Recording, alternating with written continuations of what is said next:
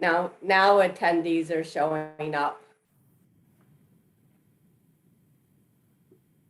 We are recording too, just so everyone knows.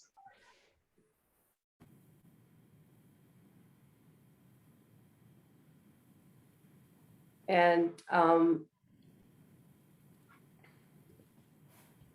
Lizzie, can you promote the attendees to panelists that need to be Sure in can. here?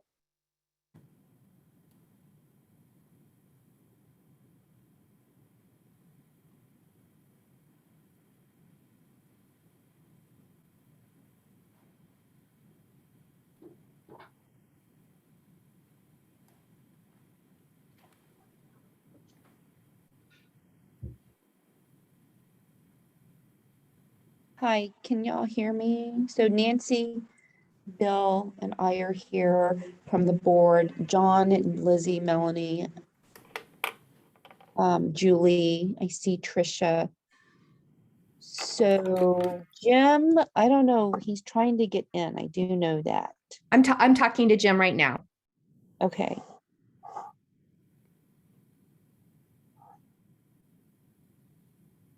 I sent And can we make sure that Ed Lorenas has the right link?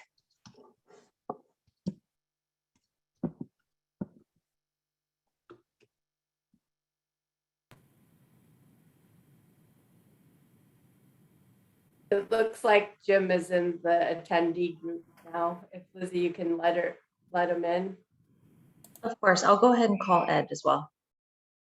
Well, where's Tom? Tom is trying to get through. He says it won't let him. Okay, so let's try to get Tom in first because Ed's gonna be late. Got it, I'm working on that now. Thank you. Thanks. Hi, thanks, Paul. Hi, Jim. Can you hear us? Yes, that's more like it with more attendees. Loud and clear. Thank I you. am so sorry. I have no idea what happened. No worries. We're in Zoom land. but it would be really, it would be great to troubleshoot this before next month, because it's not the first glitch with regard to links for commissioners to get in the meetings. This today was kind of different, but It's my Yeah, hope and- that we'll be in person next month with a hybrid meeting of Zoom and in person. oh, Our Zoom room's coming together. It should be ready. Good. Okay. But I mean, we've had members of the public waiting for us for 15 minutes.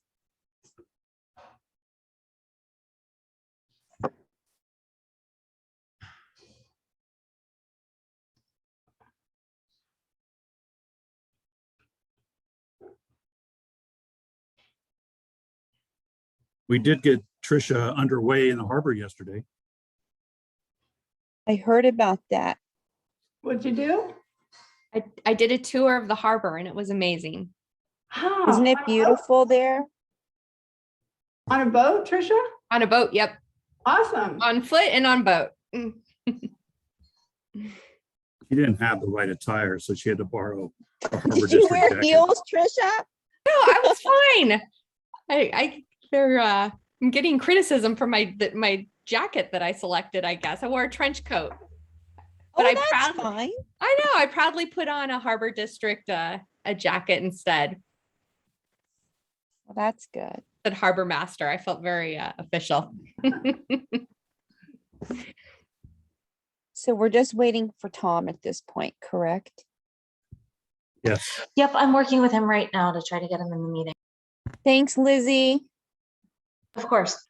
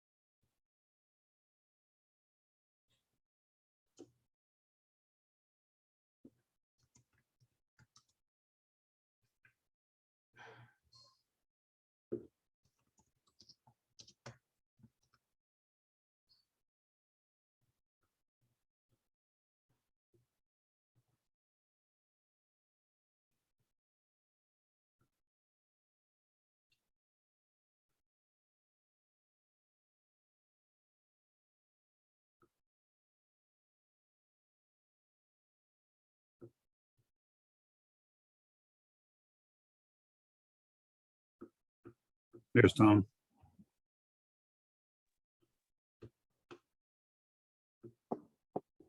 Yay.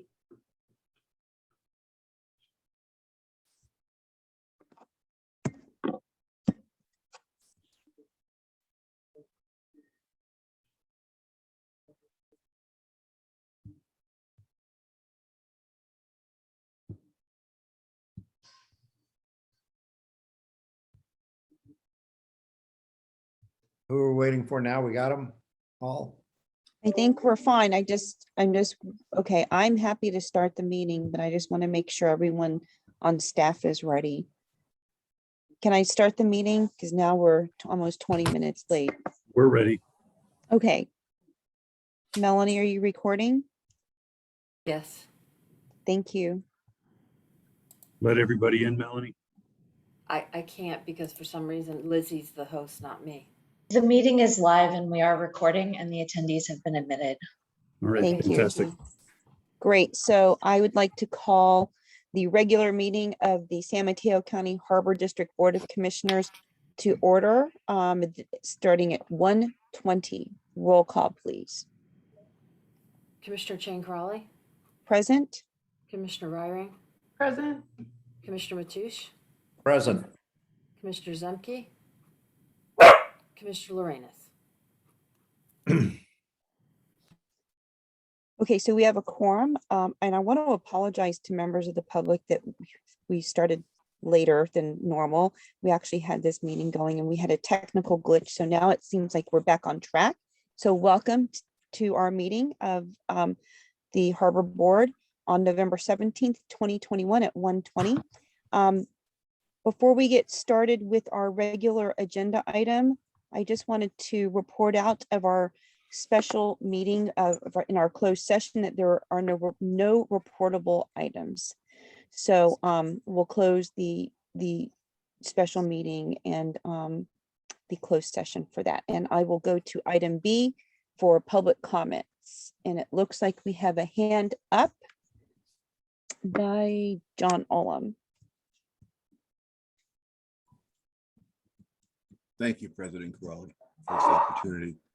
For those of you who missed it, last week there was an article in the Half Moon Bay Review that revealed that the Harbor District lost its capacity to provide rescue services at the harbor for at least 2 weeks.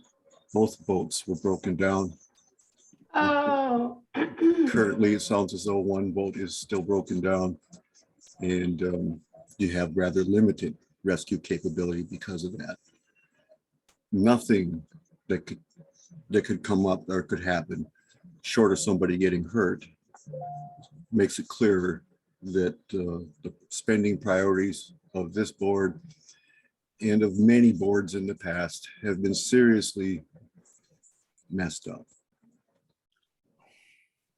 Right now, because of Commissioner Corrali and Commissioner Matoush, the Harbor District is obligated to spend millions of dollars on the infrastructure and the operation of an agency's marina, an agency that has 10 times the revenue that the Harbor District has and has far more flexibility in generating new revenue.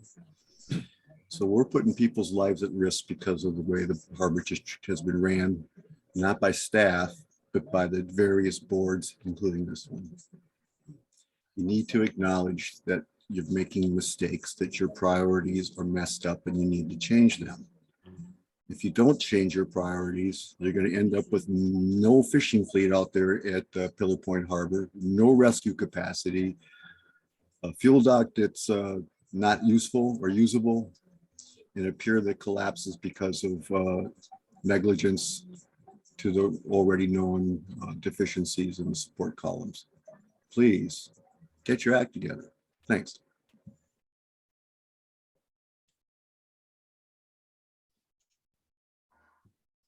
Okay, are there any other people who'd like to make a public comment? If you'd like to make a public comment, please do so now and raise your hand.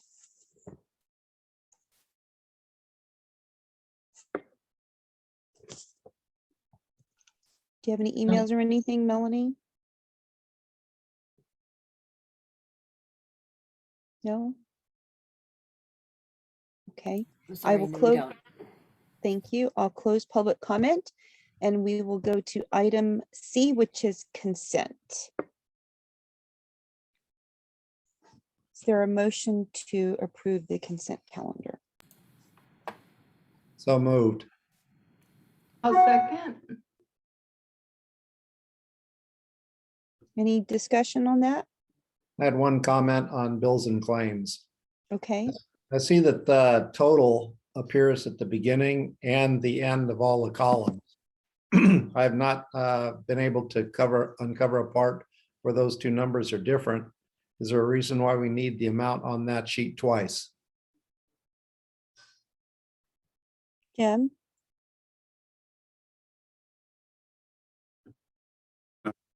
Tom, you lost me on that. On bills and claims, when you look at the list of items, it has the party that we're paying, and it has the total, and it breaks out administrative commission, Pillar Point, Oyster Point, and then the totals again. So the total is on there twice. It starts all the numbers, it ends all the numbers. Why do we have it on twice? Yeah, Yeah, Julie, we can make that adjustment, so that just to double check that the pieces add up to the total, but we can not print that column if it makes it clear. Did that help you, Tom? I don't see a reason for it to be on twice personally. Sure, yeah, we can eliminate that for December's meeting. Right, thank you. And I just have a comment, if I may. The consent calendar always represents and tracks the hard work that our staff does each month. And this month is particularly laden. We have the customary monthly capital improvements update, which is always impressive. And we also have Jim's 2021 year-end goals and objectives. And I just want to extend my thanks and gratitude to Jim, John, Julie, Lizzie, everybody who's doing such a great job, all staff on behalf of the district. It's a phenomenal amount of work that gets done every month. Commissioner Zemke? I just to echo Nancy's point, I think the staff is doing a great job.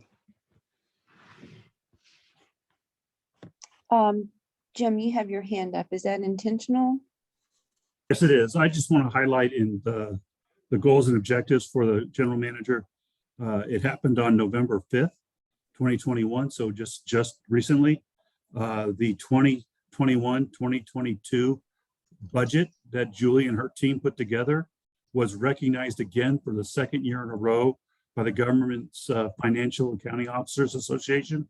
So I want to commend Julie and her staff in putting together such a great, fantastic budget that meets the requirements and follows the guidance of the board. So great job by Julie and her team.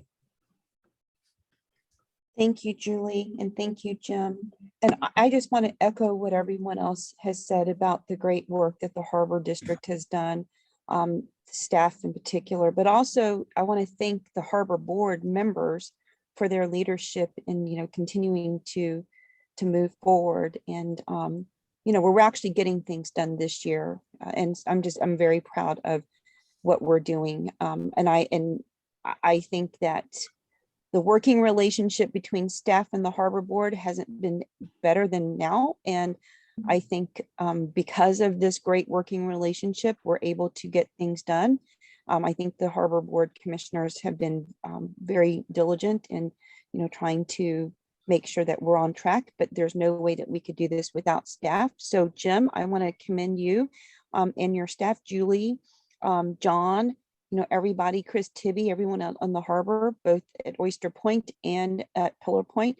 But Jim, I have to tell you, your report on which is your goals and objectives, that was a very extensive report and it was great. And so I would like to encourage members of the public who have not read that report to do so. I think it really summarizes all the things that we've done and want to continue doing. And I think that the relationship and the partnership and the working relationship between the Harbor Board and the staff is the strongest I have seen in the 6 years I've been on this board. So we have a motion and a second. I think if there are no other discussion remarks, then let's do a roll call, please, for the consent calendar. Commissioner Ryring, Aye. Commissioner Matoush, Aye. Commissioner Zemke, Aye. Commissioner Chang Corrali. Aye. So that motion carries. Thank you, thank you, thank you to everyone. We'll move on to the discussion items. D, number 11, consideration of a commercial activity permit for Tideline Marine Group. Lizzie, I think your name is on here, so if you would like to kick this off, or if you want someone else to do this, that either way is fine. But this is an issue that we've been looking at for a couple of years now. If it would Lizzie, be all right to ask John to take over in my stead, that would be great. Absolutely, John. Yeah, Lizzie, Please. I'll take this item, and you can chime in for a little more detail since you may have spoken to more of the players than I. So this item is for the board to consider the application for a commercial activity permit from Tideline Marine Group at Oyster Point Marina until December 31st, 2021. And if approved, authorize the general manager to execute the commercial activity permit. And the commercial activity permit permits are annual, so they do want to have the board consider this commercial activity permit application, even though it will only be good for a month, because our commercial activity permits are self-renewing unless there's some challenge. So it's they would just pay the fee that they've already paid for the application for this year. Then they would have to pay again January 1. Tideline Marine Group is requesting approval to conduct a charter business utilizing 4 vessels at Oyster Point Marina. The vessels would run charters, ticketed cruises, and small-scale ferry commute services, public or private, the schedule for which has yet to be determined. If approved, pursuant to the terms and conditions of this commercial activity permit, permittee would be allowed to operate 4 vessels in the capacity of a public for-profit ferry business owned and insured by the permittee. Charters and events would be a one-time scheduled departure and return. The small-scale ferry commute service would be a regularly scheduled service. Currently, another ferry operation, Prop SF, operates a ferry service out of OPM under a commercial activity permit using the same guest dock this applicant wishes to use.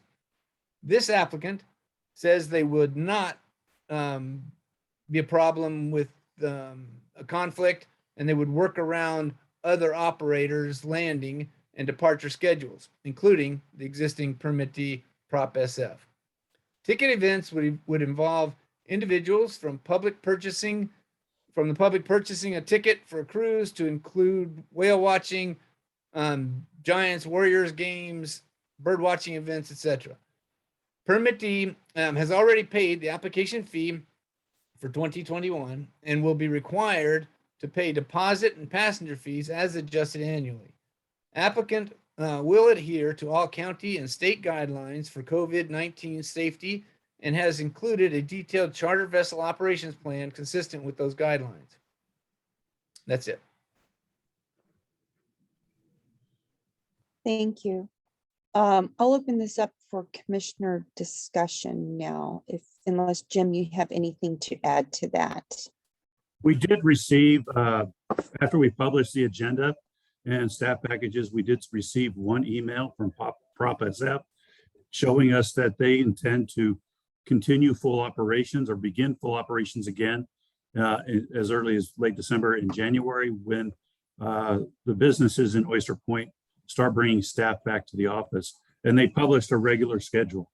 This cap with Tideline will be restricted in the sense they cannot interrupt or interfere with the existing ferry service Prop SF. If the interference does occur, then as required by the cap or as permitted by the cap can be canceled for interference. So we'll be watching that closely. And I know they're both professional groups with Tideline and with Prop FX, and I believe we can work through any challenges that we see. But Tideline did submit that, or Prop SF did submit that schedule, and it has been posted on the agenda website. Any commissioners have any questions? Because I actually have a question, but Yeah, Virginia, I had a question or two. Are there, please. are there any other, I know we've got Prop SF, and then this would make a second ferry service. Are there any other entities that would have access to that guest dock? The guest dock was originally installed with the intent of being just that, a guest dock, so that visiting vessels could have somewhere to stay overnight or for a couple days as transient tenants. However, we at Oyster Point have historically always had enough empty slips to accommodate traveling tenant transient vessels. So we've not had to rely on the guest dock considerably. However, it is where we ask boats to come initially when we do initial inspections. As a new boat arrives in the harbor, before we will allow it to sign an agreement, we have to make sure that it's in fact seaworthy. So we do due diligence by ensuring that and asking them to first come to our guest dock and be inspected. In addition, a lot of times people coming in late at night or whatever, when we're not there or they cannot talk to us on the radio, they have no idea where to go because they've not been assigned a slip. Therefore, they come immediately to the guest dock. So the guest dock needs to still have some use by the harbor district, but to answer your question, other than that, we have no other demand on the guest dock other than Prop SF at present, who oftentimes with their 50-foot boat pre-COVID had to stand off with one of the boats because we had one of our tenant boats or one of our transient boats at the guest dock. So they'd have to stand off and wait for their own boat to move before they could then come to the guest dock. Does Prop, I know I happened to be out at the harbor on Monday, and there was a small ferry boat that came up to the guest dock. I assume it was Prop SF. And it took passengers only there for a short time and dropped off 7 passengers. It's the guest dock big enough to accommodate 2 of the smaller ferry boats at once, or we're trying to leave it just one ferry offloading? It is large enough. The guest dock is large enough to accommodate 2 of these 50-foot charter vessels at the same time. If the district is not using the Oh, I see. Okay. the guest dock. Okay. And I guess my second question is at some point, if usage of the guest dock increases at some point in the future, and I don't know where we're at as far as planning repurposing of the fuel dock or Pier 7 or Dock 7. Is there any ideas out there right at this point? I'll say right now at present, and Jim maybe will speak to this more, but at present we're still in a discussion mode with the city of South San Francisco on what we're going to do with potentially do with Dock 7. The district is working aggressively in design engineering to replace the gangways for docks 1 through 6 and replace docks 12, 13, and 14 in the East Harbor. And then the docks 1 through 6 will be replaced in the next few years. But Dock 7, there's not been any funding or specific plans for the replacement of Dock 7 at present. Okay. And with I- Dock 7, Commissioner Zemke, that's part of the study being done by South San Francisco on how to best use Dock 7. And of course, we're hoping to integrate the Harbor Master's office with the new spit construction, and also visitors serving dockage, which would include people pulling up for recreational purposes and just coming to that side of the bay, or working in a fuel pier possibly, and or ferry landings. And that would, because our guest dock will be moved with the new spit setup. So that's all under consideration on how to best utilize and provide space for ferries, because I see the demand for the ferry services only growing over time with the new buildings, not decreasing. And the Harbor District has had a strong desire to be part of that and making sure we do what we can to get cars off the road. Right. Okay.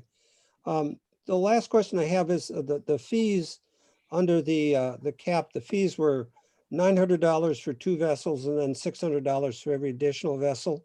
And they are applying for all 4 vessels under that fee, or? Yes, four vessels they're applying to use. Yes. Okay, and those are not berthed at No. No, Oyster Point. Okay, no. okay, those are the only comments I had. Commissioner Matoush? Did we decide, or are there passenger service fees involved in their passengers? Yes, there are passenger services fees. Thank you. Commissioner Ryring? No, I'm good. Thank you. So I have a couple of questions, actually. So, I think this was the same ferry transportation company that came to our attention in October of 2019. I think when we had our meeting in South San Francisco. Is that correct? Yes, we had it actually, that meeting was at Oyster Point Marina. Correct, right, at Oyster Point Marina. So so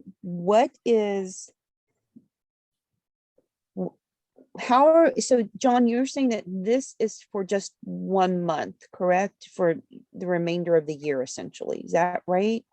Yeah, the current commercial activity permit is for the rest of 2021, which would just be the rest of November and December.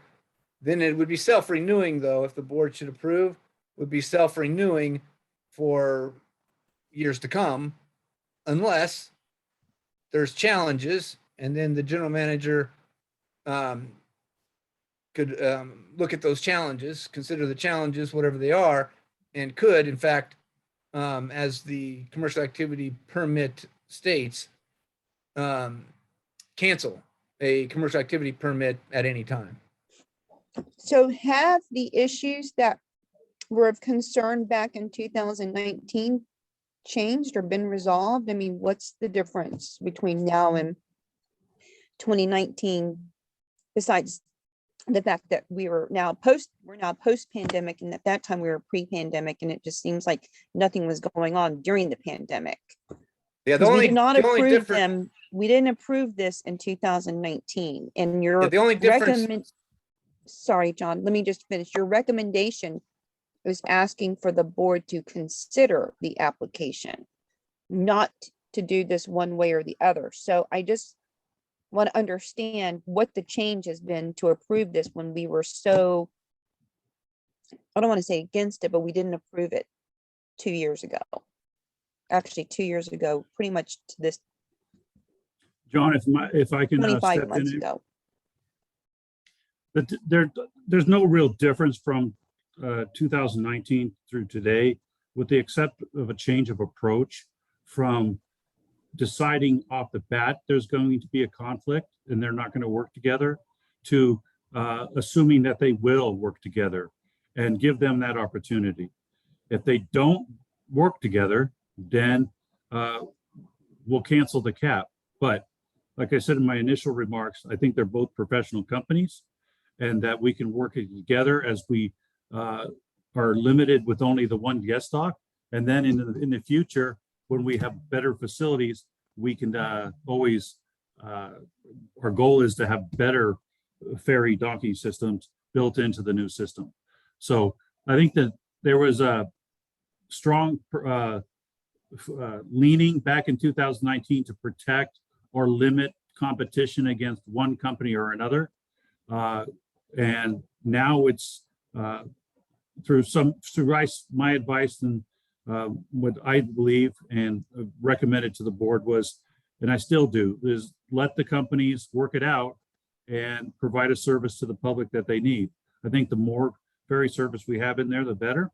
And if Tideline can get their business operating and in and out of there, it'll only be greater when the new docks are built and they have a separate landing if we can do that. So I think that's the change from 2019 to now. And I am very happy to manage that. If there's any disagreement on landing times or dock usage, I'm more than happy to deal with that through the cap. If I remember correctly, the issue about the guest dock was the big issue, right?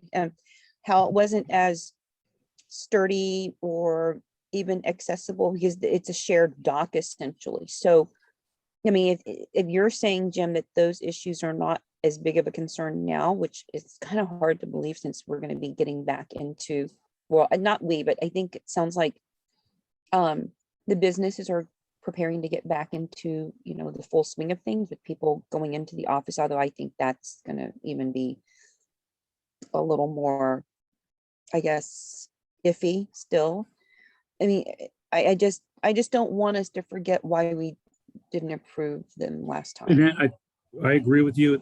And again, if it really falls on Tideline as the cap applicant, they have told me that they will work with any other ferry service on there and not interrupt their schedules. And if that's the case, I think we should let them do it and let them show us that they will operate as they state. If they don't, I don't disagree. I don't disagree with So- that. I just thought it was an infrastructure issue as well. So that's why I just want to make sure that we can accommodate based yeah, on, the infrastructure issue was also related to Dock 7, where we're temporarily Right. landing them. And Dock 7 is not a dock to be used for passenger service. It's not in good enough shape. okay. I see that we have a hand up for public comment. I'll open it up for public comment right now. Taylor Lewis. Hello, this is actually Danielle Worth. My Taylor and I share a Zoom account, so apologies. So the comment is, I'm with Tideline Marine Group, and I just wanted to share that we work with the Port of San Francisco. We've been a tenant there for about 6 years now and have a contract in place for the next 15. We work with Prop, or we share landing spaces with Prop in other areas and with other operators, including Golden Gate Transit and WIDA. We also submitted a form that we fill out prior to landing at the ferry building or in downtown Sausalito and downtown Tiburon to that shows our intent, like our float plan and the times that we'll land and depart. And we get approval prior to landing so that we don't interfere with other operators. And we have a very good record of not doing that with Golden Gate Transit, WIDA, and Prop. Also, we are, I don't believe we're looking at 4 vessels for this. In the beginning, we're looking at 1 or 2 vessels. So I just wanted to go on the record and clear that up. And also our intention is just to start with charter services for now. We would like to grow into a commute service when the demand is there. So that's something we just wanted to be upfront about. Is that something we would like to do eventually, but we don't have immediate plans for that. So this would just be for a charter basis and special events. And that's all I have. Thank you. So can I just, I don't mean to hog up the time, but I do have a question. So this is, like you had mentioned, John, is for the end of the remainder of the year. So are you saying that, and it sounds like this will just automatically be renewed. So do you think it makes more sense to have a review before an automatic renewal?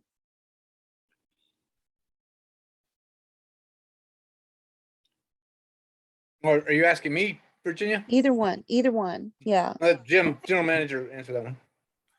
Thank you, John. With respect to the automatic renewal, there's only, by the time we get it signed, there'll only be about 5 weeks left in the current cap for 2021. And then 2022 caps, we're already renewing them, and several of them already been signed and are ready to go for 2022. So with respect to an automatic renewal, I don't see it as an issue to automatically renew for 2022, because the cap does have clauses in it to modify it or change it or cancel it if the district needs to. Right, so I was actually not even referring to the remainder of the year, because I know that it's only like a month and a half-ish Right. amount of time. And I get the automatic renewal for this upcoming year. It's basically going to be a 13-month situation, essentially, it sounds like.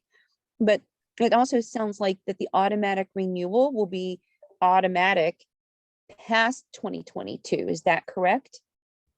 Normally, but again, if we have reasons to evaluate cap for the next year or conditions change, then we can always modify that as part of our process. Okay. In addition, Virginia, just to be clear, I don't know that Jim, touched on it really, but I'm the one that started out by saying it renews automatically. That's not exactly true. We send out for renewal again. However, the general manager reviews everyone and signs everyone. Therefore, it is before they're renewed. So if we obviously have had challenges with one of the commercial activity permits and it comes across the general manager's desk for renewal, even if we didn't tell him he ought to reconsider, he would be aware of it and he wouldn't sign that one. Okay. Any other commissioner discussions or questions, comments? Then Or is, started towards increased ferry usage. The more cars we can get off the road, the better. So I look forward to seeing this group and others work through the process and have things iron out and us become a real good transportation hub and link. I agree with that.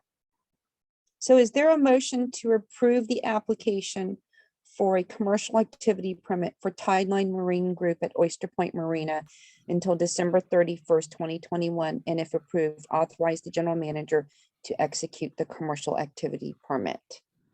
I will so move. Second. Okay. Any other discussion, remarks or anything? Okay, roll call, please, Melanie. Commissioner Matoush, Aye. Commissioner Zemke, Aye. Commissioner Chang Crawley, Aye. Commissioner Ryring. Hi. So that motion carries. Thank you. And thank you, Danielle and Taylor, for making your comment. So we'll go on to item 12, which is the Mavericks Surf Company. Jim.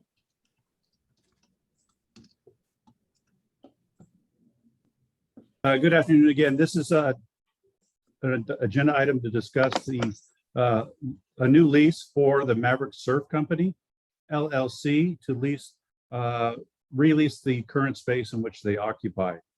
Their current lease has expired and they're on a month-to-month right now. I have met with the partners of the LLC and discussed the leases with them and came up with an agreement as documented in the attached lease to lease out the properties to Mavericks LLC, with the rents being for the first year increased to $2,760 for the first year in the lease, the second year $4,932, and then again increase of, excuse me, I got the wrong number there. $2,700 for the first year, $3,111 for the second year, and $3,522 for the third year. And then 3% or CPI, whatever is greater. And that was the main term and condition for that lease. And I present that lease to the board for review and approval. Okay, I'll open this up to commissioner comments or questions.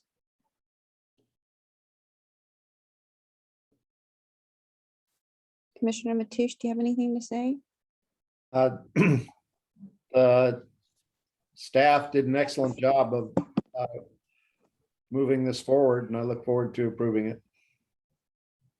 Commissioner Raring, Yeah, agreed. Well done. Commissioner Zemke, I agree. It's well done, and I think we can move on. I agree. Thank you, Jim, Julie, for all of your work. And also, I just want to do a little shout out to Mavericks as well, because they've been a long time tenant, and it's, you know, these strong partnerships that allow us to have these conversations and, you know, kind of keep everything in order and in shape right now. And we're very pleased to have Mavericks continue to be a tenant, at least based on the report. So is there a motion to authorize the general manager to execute the negotiated real property lease with Maverick Surf Company LLC, which has already been reviewed by district council? I'll move. Jinx. Okay, so Commissioner Matoush moved and Commissioner Raring seconded. I don't see any hands raised for public comment. So why don't we take a vote on this? Commissioner Zemke, Aye. Commissioner Chang-Crowley, Aye.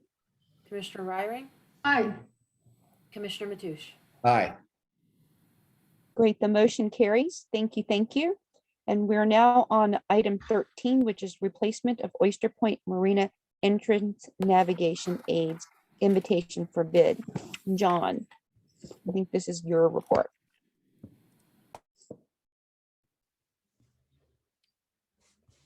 Yes, commissioners, this is a motion to enter into an agreement with the low bidding contractor found to be qualified and responsible, Power Engineering Construction Company, for the replacement of Oyster Point Marina Entrance Navigation Aids project for an amount not to exceed $339,800, with a 10% contingency in the event there is a need for change orders due to unforeseen challenges, and authorize the general manager to issue change orders up to the contingency amount and approve an increase in capital expenditures appropriation of $373,780 to be funded by available working capital. The two navigation aids currently installed at the entrance of the Oyster Point Marina are over 22 years old. The devices themselves are privately owned and maintained by the district and are installed to provide boaters with visible channel markers, allowing for safe entry into the marina. Exposure to the elements have resulted in the stabilization cables being rusted through, and wood boring organisms have led to the significant rotting and deterioration of the support pilings. Staff publicly advertised an invitation for bid to replace the navigation aids consistent with the public contract code. That invitation for bid closed on October 21 of this year. 4 contractors responded to the invitation for bid, and in accordance with the public contract code, the district determined the low bidder, Power Engineering Construction Company, was qualified and responsible. Therefore, staff recommends the board accept the low bid and approve the recommended motion. Thank you, John. Any commissioner comments or questions? I just had a question.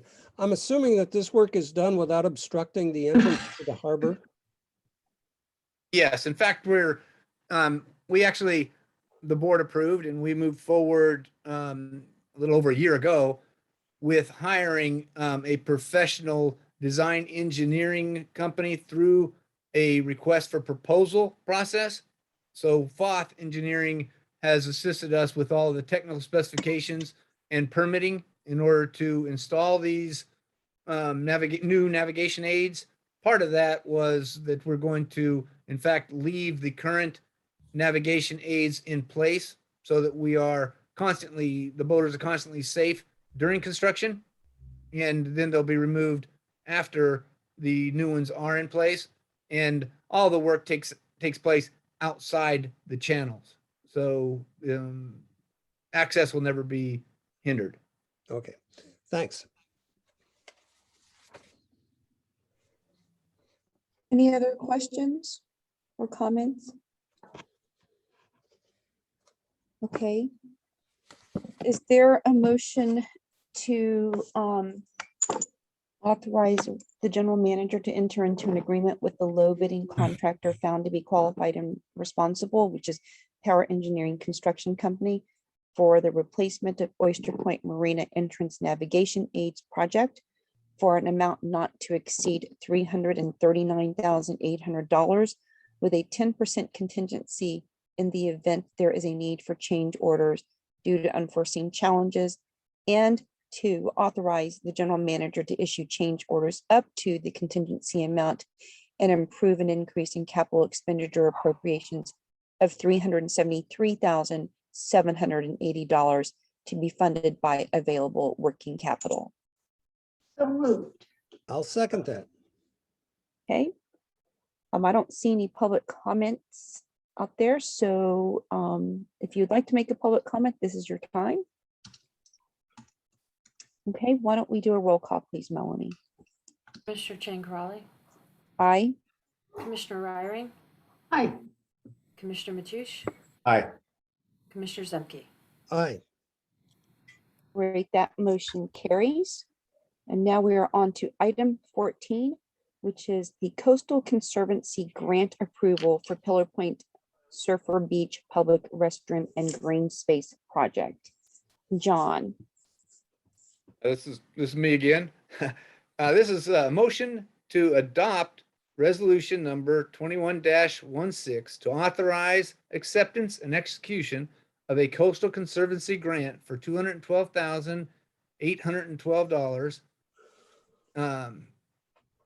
And authorize the general manager to expend the grant monies to assist in the construction costs of the Pillar Point Harbor Surfers Beach Public Restroom and Green Space Project.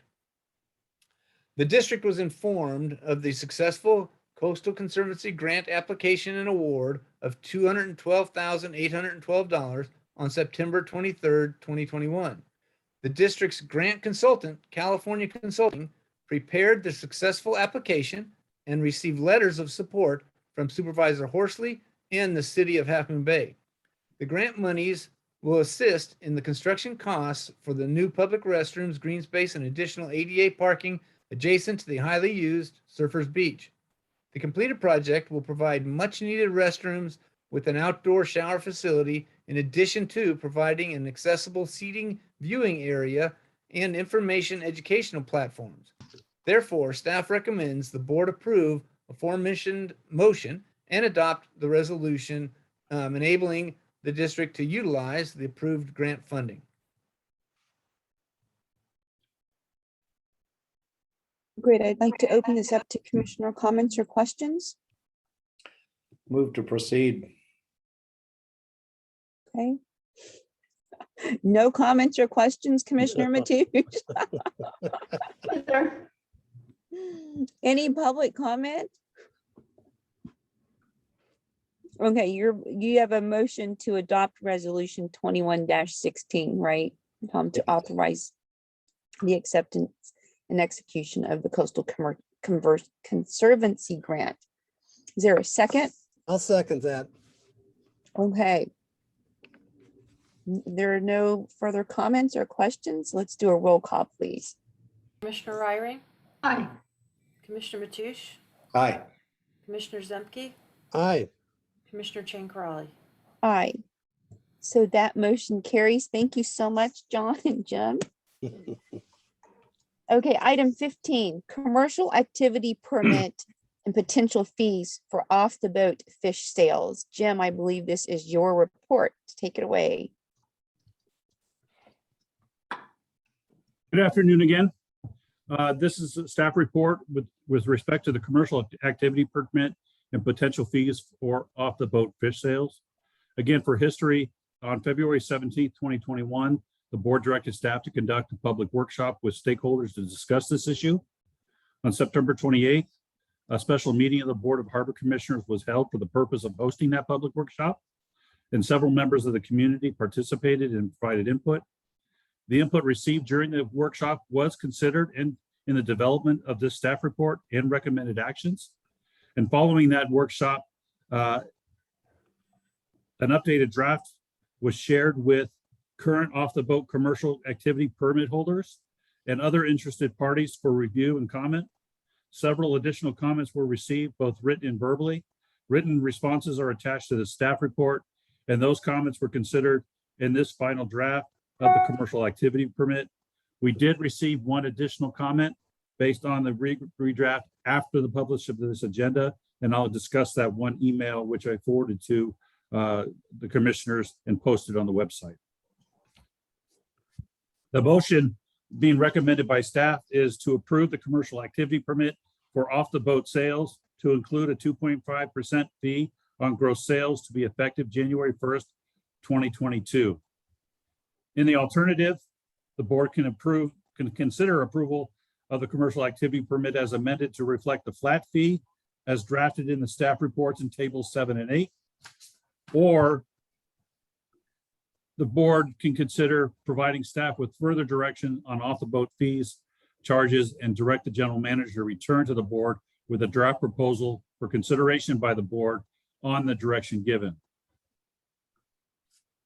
Before I go any further, I want to thank a lot of our commercial fishermen down at Pillar Point Harbor. They were willing to work with us and give us frank input and discussion, which I appreciated. And I did listen to all that and I did consider it.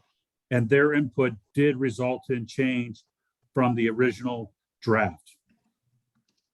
And I want to further stress the San Mateo County Harbor District has had is a strong supporter and active proponent for direct to the public off the boat sales of seafood as an alternative avenue for fishers to sell their catch and earn income. And we continue to be a strong supporter of that. We talked about the burden on the harbor from all the visitors coming in and customers coming in, and to cover those costs associated with access with supporting off the boat sales on a public facility and in accordance with the Harbor NAP code and district ordinances. The district is now exploring, as proposed in this staff report, a new fee that would be imposed on permit holders. The fee would be integrated into the commercial activity permit and will permit customers of the permit holders access and use of the public facilities within the harbor for the purpose of conducting commercial activity of purchasing seafood directly off the boats. Currently, the district practices the issue of limited commercial activity permit for off the boat sales for a single fee of currently $290.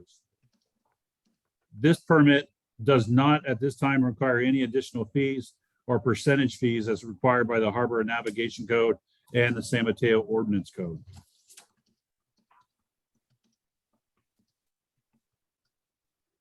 The insurance core requirements was a significant point of concern by our commercial fishermen. And so we significantly reduced the amount of insurance required to be in line with other small commercial fishing harbors for this type of activity. And we've also recommending excluding open skiffs of 26 feet in length with outboard motors. Won't need to be required to get this full insurance requirements. So if you're an open skiff and 26 feet in length or less, operating with outboard motors, then you'll be exempt from the insurance requirements. There was a strong push by our tenants to exclude visiting vessels from conducting off the boat sales. So the district policy as drafted excludes non-home ported boats that do not have a moorage agreement with the harbor to conduct off the boat sales. Only local boats with the moorage agreement will be allowed. The percentage There was a strong opinion by several people that a flat fee would be much easier to collect at the beginning. And they recommended that the percentage fee would be very difficult to collect, difficult to confirm. The district has had a long history of collecting percentage fees, and we're very proficient at those percentage fees. And we're recommending that we stick with a 2.5 percentage fee or whatever percentage the board decides upon, as opposed to a flat fee. My recommendation is based on, or staff's recommendation is based on the fact that if you charge a flat fee, it's upfront before the season, before the fishermen receive any sales or income from their catch. And it's very difficult to kind of come up with a fair and equitable amount for each vessel. We tried to come up with those numbers as opposed to just on table 6 and 7. But again, the percentage fee will, regardless of your vessel size, if you have a lot of customers, will be equitable to you, as opposed to maybe a larger vessel who doesn't have as many customers, depending on their catch. So the percentage fee is equitable across the board. It also requires payment after the fisherman has collected the funds. There was discussion about how to track it and having to fill out a separate form. The district has proposed a tally sheet, and it's attached to the cap, but the cap requires, if approved, that the tally sheet be submitted or other documentation that the district is approved.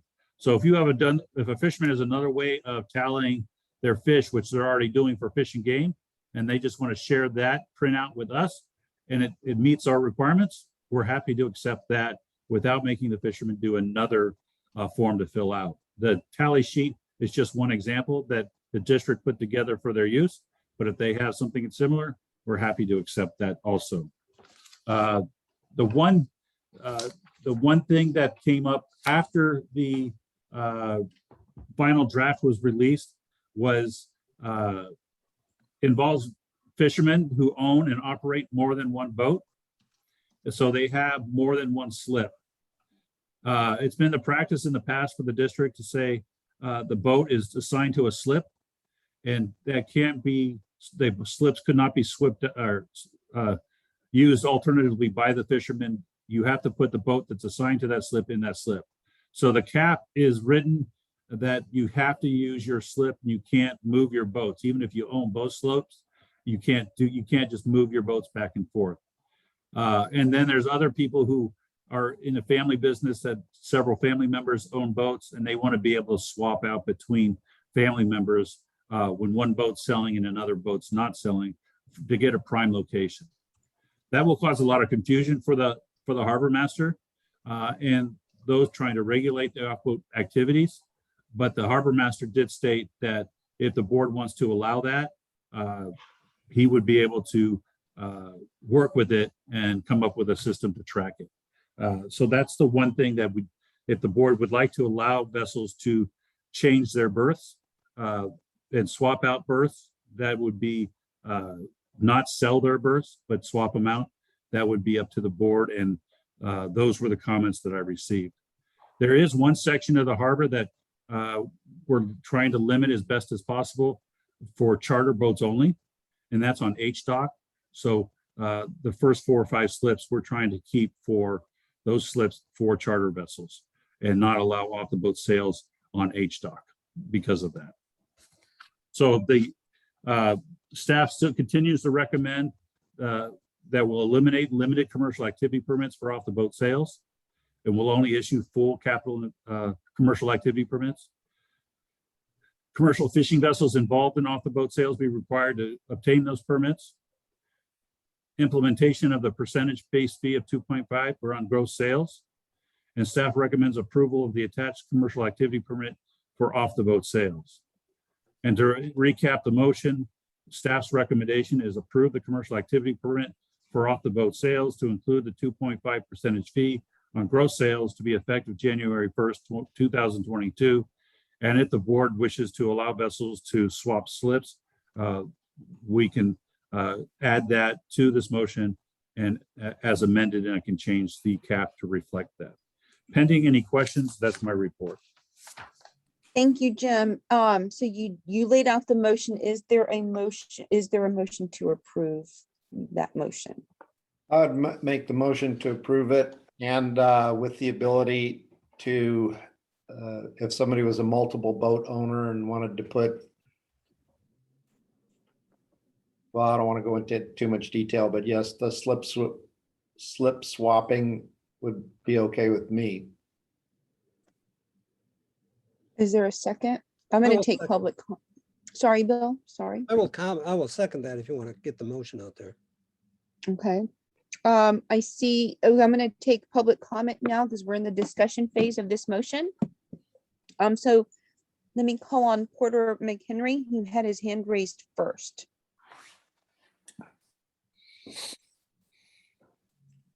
Porter, you have 2 minutes. Thank you.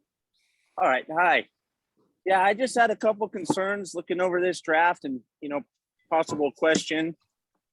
I don't have problems with, I think most of it's pretty good. The concern I have is being able to, I have 2 boats, and the way I read it, I'd be able to, it's unclear, but it seems like I'd be able to go out with one boat, catch and, catch my fish and then take it and sell it off my other vessel. It just seems unclear. And, I believe of the dock sales is you go fishing with your boat, trying guys taking advantage and trying to fair to all the other tenants in the whole harbor. So I don't know if you could add something where you have to catch it with your own vessel.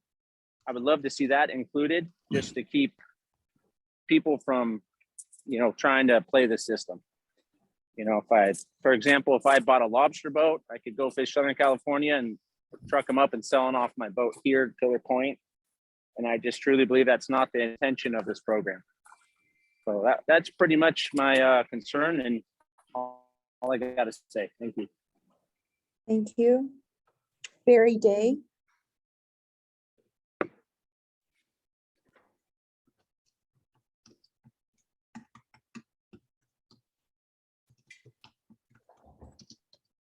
Hello, can you hear me? Yes, we can. Oh, good. Yeah, I'm pretty much for the 2.5% too, because it's a bit too messy otherwise. Excuse me, close the noise. With what Porter was mentioning, and Jim's probably not aware of it, it only stipulates there for the agreement as a receiver's permit, because in the early days, some guys got a wholesaler's permit and they'd be buying fish off other boats and there'd be a boat in front of me and really I'm competing against 6 boats. So that receiver's permit can only be used on the boat that caught the fish. So it might be inadvertent, but to reiterate those words, like Porter was saying, I don't have an issue with. With the boat swapping too, there's a bit of guys, like to jump to the front of the line. And I'd be a bit hesitant on that and look at it. With the rest of the stuff there, there's a couple of points I mentioned with Jim there earlier, which I haven't seen covered.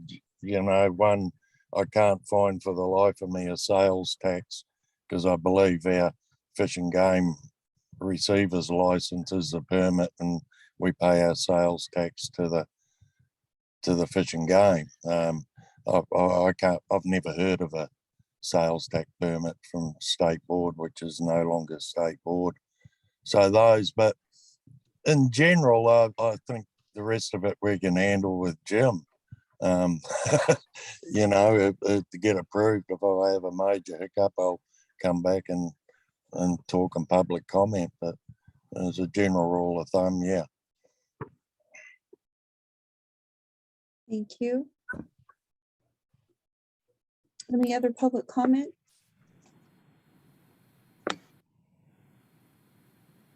Any commissioner comments or questions? So Jim, I actually have a comment and let me just start off. So first of all, I want to thank you and your staff for putting together a lot of these public meetings because I attended pretty much all of them, I think, except for one. And they were extensive. And I want to thank the public for participating because I think whatever policy we end up is actually going to be for the better because we had all the input. But I do want to address this issue of having fish that isn't caught here or being sold off of our boat or out of our area. I'm not trying to stifle competition, but I'm wondering if we can handle all of that from an infrastructure and safety perspective. I mean, I don't know what that's going to look like in the future, but I also, want to be respectful of the fact that there are privileges of, being part of our harbor community, paying the fees, being a tenant, that kind of thing. And I know that some of these boats that might sell fish that are not caught,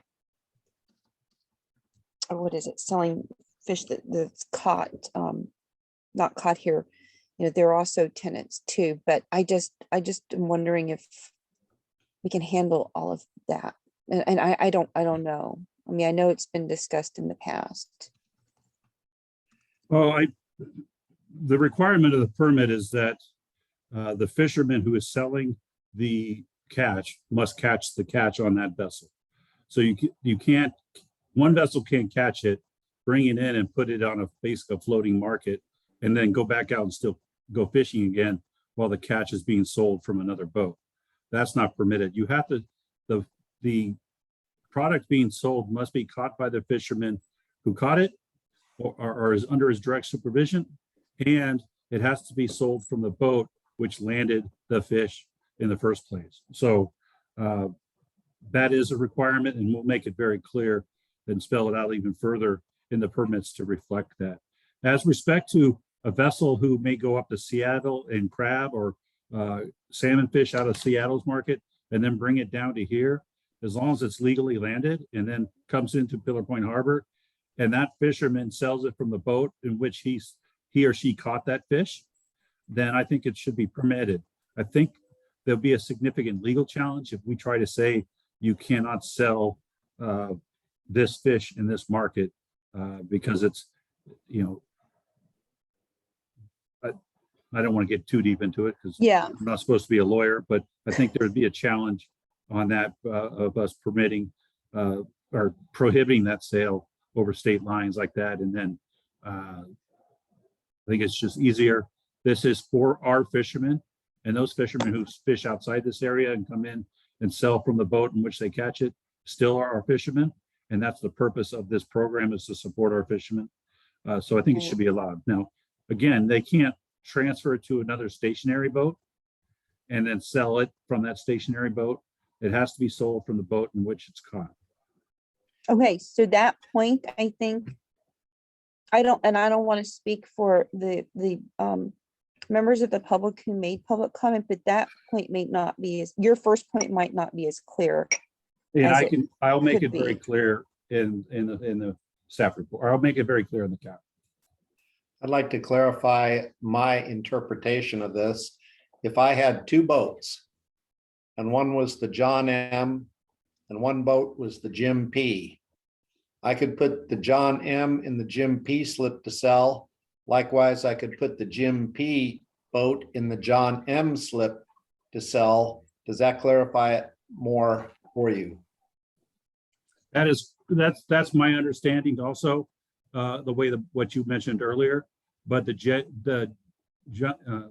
Jim P would have to sell the catch that only the Jim P caught, and the John M would only sell the catch in which John M. They could not swap their, they couldn't transfer their catches to each other to sell. Right, that's how I've interpreted, Tom. I'm assuming that's how you've interpreted it as well. Yes, I tried to be more specific with an example. Okay, so if we can just make sure that that's clearer in the language. And I'm assuming that's what Tom's intent is, and that I think is your motion as well, Tom, Yes, based on the legislative intent of this, well, and there's this bill, you, district's intent. I think you seconded it, this bill, so does that work for you in terms of the intent of this body? You're muted, Commissioner Zemke. Sorry about that. Yes, that is consistent with my, my intent. Okay, and I see that John Warren has his hand up. John, do you want to make a comment, or is that an accidental hand raise?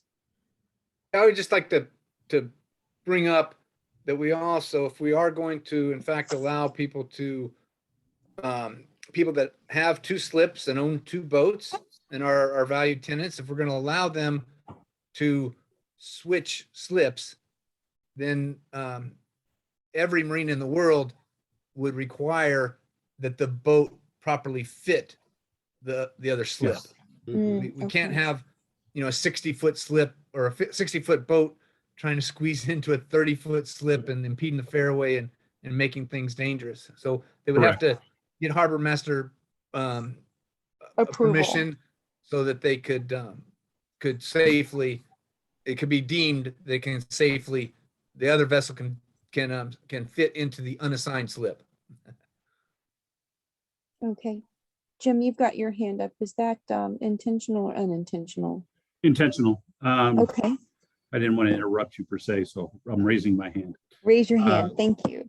I just want to clarify also, Commissioner Matoush said if multi-boat owners have more than 1 boat and have more than 1 slip mortgage agreement, there was also an application or an email received from a family member that family has multiple boats in the harbor and multiple slips, but they're all owned by each individual family member and not a single corporation, that are also asking for this opportunity to move their boats to the different slips and swap them out. Of course, making sure they fit with the harbor master's permission. Are we suggesting we should extend that to anybody who makes an agreement to swap a slip as long as the boat fits? Are you asking the commission or are you asking John? Right now, so the commission has made a recommendation that only be related to a fisherman who owns 2 boats under the same corporation and owns 2 slips. But there's also a request from the public, because this was brought up after we published the agenda. Do we want to extend that to a family that, you know, have several brothers that fish and they all have their own boat and they want to swap between the brothers, which would really mean anybody can swap a slip as long as the vessel slips or fits? Or do we want to limit it just to those fishermen who own multiple boats? personally, I would limit it to fishermen who own multiple boats. I'm sorry, say that again. Personally, I would limit it to fishermen who own multiple boats, making sure they fit in the correct slips. Pretty soon, you know, start looking like a Chinese checkers game with boats moving around. And I don't think that's the intent of what we're trying to approve here. Yeah, now again, that was my understanding. I just wanted to make sure that the board was aware of that request was out there and to have that clarification. Commissioner Zemke? Yeah, that's okay with me. Commissioner Ryring? Yeah. Thank you, Tom, for your comments. You clarified a couple of things here during this discussion for me. Okay, we do have, I mean, because we had so much public input throughout this entire process, I'll keep public comment open. We do have a hand raised by Barry Day. So Barry, you have 2 minutes.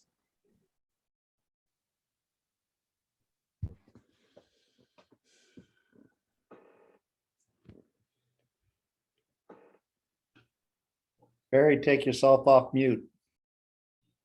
Yeah, we may have to start the clock again, Melanie, if you don't mind. Have you got me now? Yes. Okay. Yeah, I own 2 boats and I don't swap catches. There is a but though where if we're busy and there's one ramp and the guy behind me, beside me is busy as well, I might think, geez, it might pay if I just swap the boats around, not the catch. But there's a thought there, but I'm prepared to live with what you're calling with there. Just a rider on it all. My main beef at the start here with the tax, because first time I was against it, was since I've been in the harbour since 2007, the only thing forward of the dock that I've seen there is a set of handrails go up.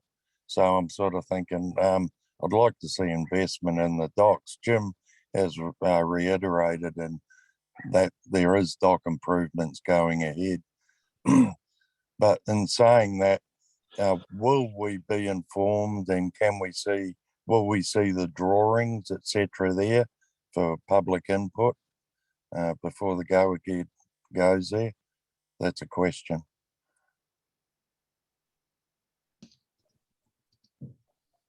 Okay, thank you. There's another hand raised by Porter McHenry. Porter, you have 2 minutes. Yes. Yeah.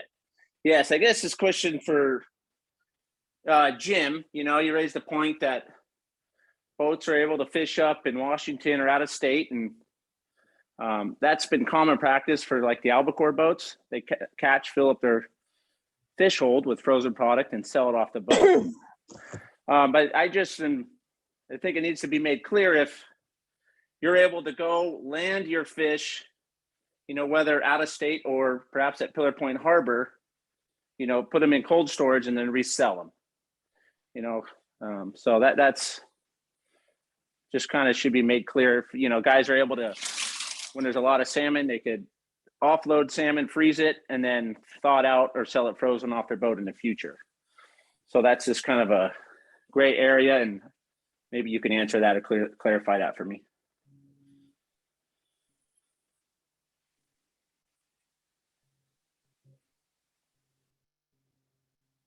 Is that your public comment, Porter?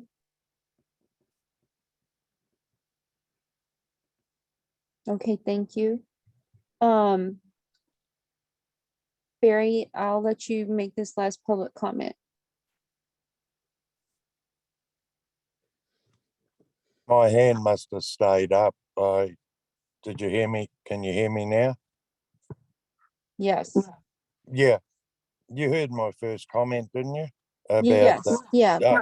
access to for public input or fishermen's input, etc. there on what's happening with the docks. To my mind, I think space between docks is generally 1.5 lengths of a boat, and if we can widen the docks, that would help. Just some configurations there. Just the general ideas, but for input with the drawings there on the design. Hello? I think we're having connectivity problems, Barry. If you can hear me, we cannot hear you. Okay. Have you still got me? Yes. All right. If you lose my message there, I was just saying, can we see the drawings, with what's being designed at the moment? It's pretty much a yes or no. Thank you.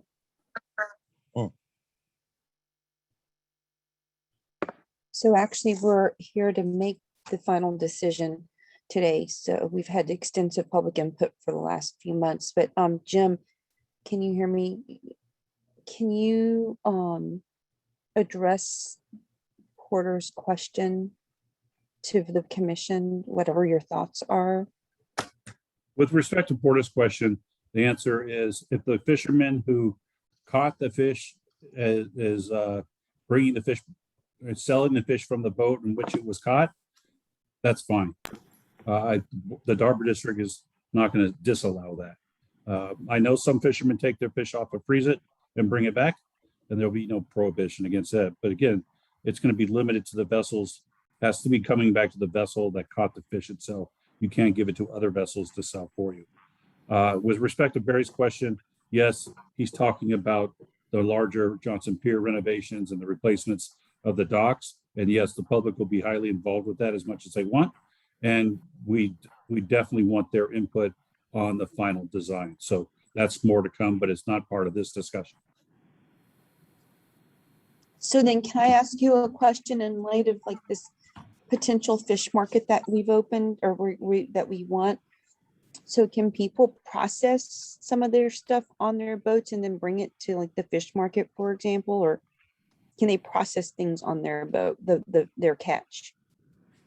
Not Like under our cooked current, crab or not under I our mean, current, not under the current rules. I don't believe the state allows them to process. from a health perspective, right? Right, but we will have an area where people at the fish market that will be provided that if you want to fillet the fish or steak the fish, will be allowed there, and that's part of what the district will be supporting at the fisherman's market.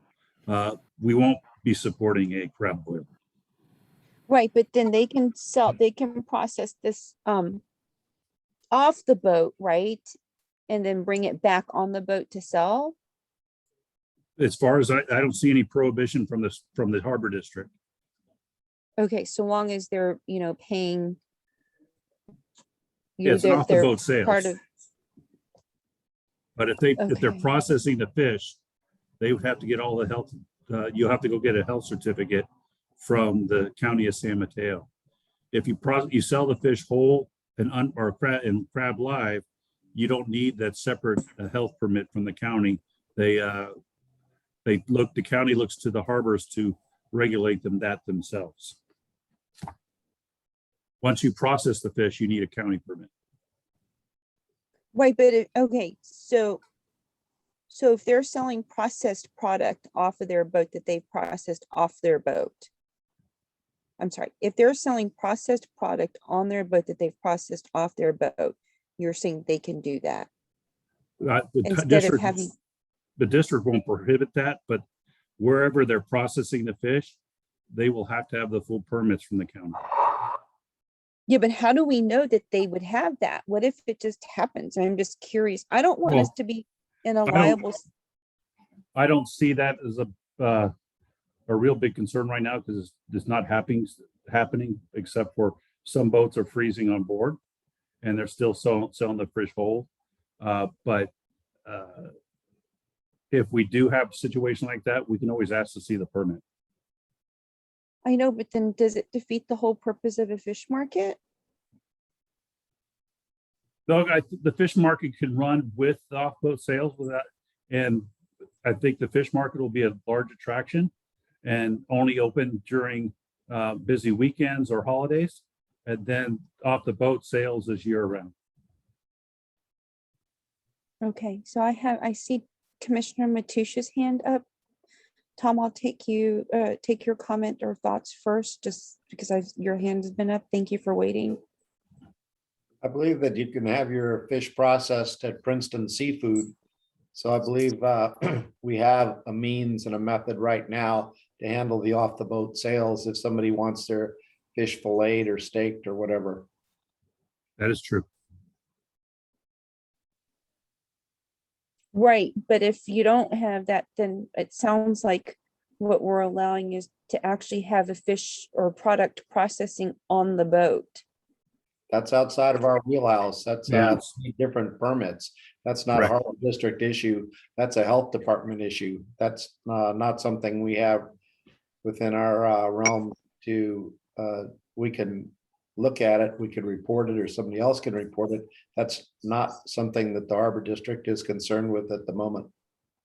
And currently the board last month approved the fish buyers to be able to do that, to sell processed fish in which they bring back from their processing facility on the dock.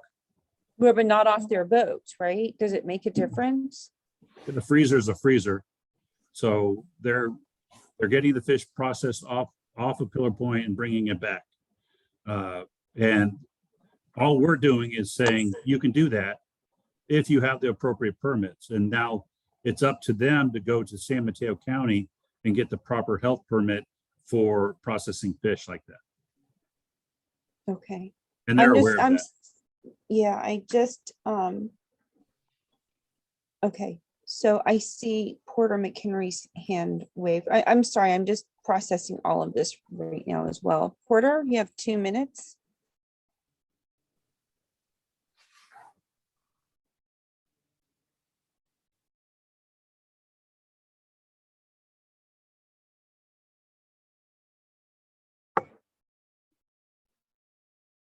Porter, if you could unmute yourself, I've just sent you a request.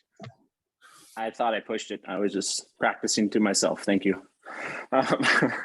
Prior to the year, about around the 2000s, there was no dock sales allowed. The 3 tenants and, Princeton Seafood had the only ability to sell fish off the pier. Now, fish sales were allowed because of a bad salmon year. Okay, great. It was a good out for people. It's turned into a pretty cool thing. Now talk of, once again, just expanding these off the boat sales. It's just so detrimental as a tenant to hear that, you're basically taking stuff, we pay quite a bit more and allowing just everybody to do under a simple permit. I just request that the dock sales are dock sales, what they're intended to be. You go fishing, you catch your fish. They're not intended to freeze, process, and open up fish markets. If somebody wants to pursue that route, they should approach the district for a commercial activities permit to open up a floating fish market. Then if if it's approved, that's fine. It's gone through the board, and I believe that's the correct process. So I don't know if there's a way we could, not process off of boats. So that's my comments. Thanks for listening. Thank you. So Jim, I have to say, I kind of agree with that comment. Can y'all hear me? Yes. Mainly because we do have the fish buyers at the end of the pier. And anyway. Right now, the cap as drafted, they can only sell whole fish caught on that vessel. Okay. And that's what's up for discussion. That's the motion as it No, stands at this moment without a change. Whole fish Yeah, or live I'm- crab. I just am trying to understand the unintended consequences and the slippery slope. Yeah. That's all. That's what I'm trying to understand. And I know we've had a lot of public input on this, and there's more that I think I see Frank Souza's hand now as well. So No, I think Yeah. those are great points you brought up. And I agree with Porter 100%. I'll open up, I'll call on Frank Souza to make his public comment. Frank, you have 2 minutes. Thank you, Virginia. Yeah, I would just basically echo what Porter said, and just kind of what the conversation is going. My mind was kind of spinning on processed and this and that. It seems like be able to do whatever we want if we'll be able to compete directly against Albert, which kind of makes him as a tenant of your of the harbor kind of at a disadvantage. I would imagine he has bills to pay and rent to pay and all that. If we're opening up an avenue to just go get a health permit, I mean, to do that, I imagine a guy could tent off the back of his boat and basically have a fish market for the weekends. So I don't know. I think you definitely need to clarify that in a very clear manner that's not going to leave. So we've been in the fishing industry lately. So many things that we thought would be better for the industry have ended up just spiraling worse. So I would just err on the side of caution to make sure everything is thought out really well, please. Thank you. Thank you. So I understand. Oh, Jim, I see that your hand is up. Yeah, if I tend to agree with Frank, and also as drafted the current permit, you have to sell fish whole off your boat that you brought in. He's right with competing with Albert. So this permit doesn't allow you to process the fish and bring it back.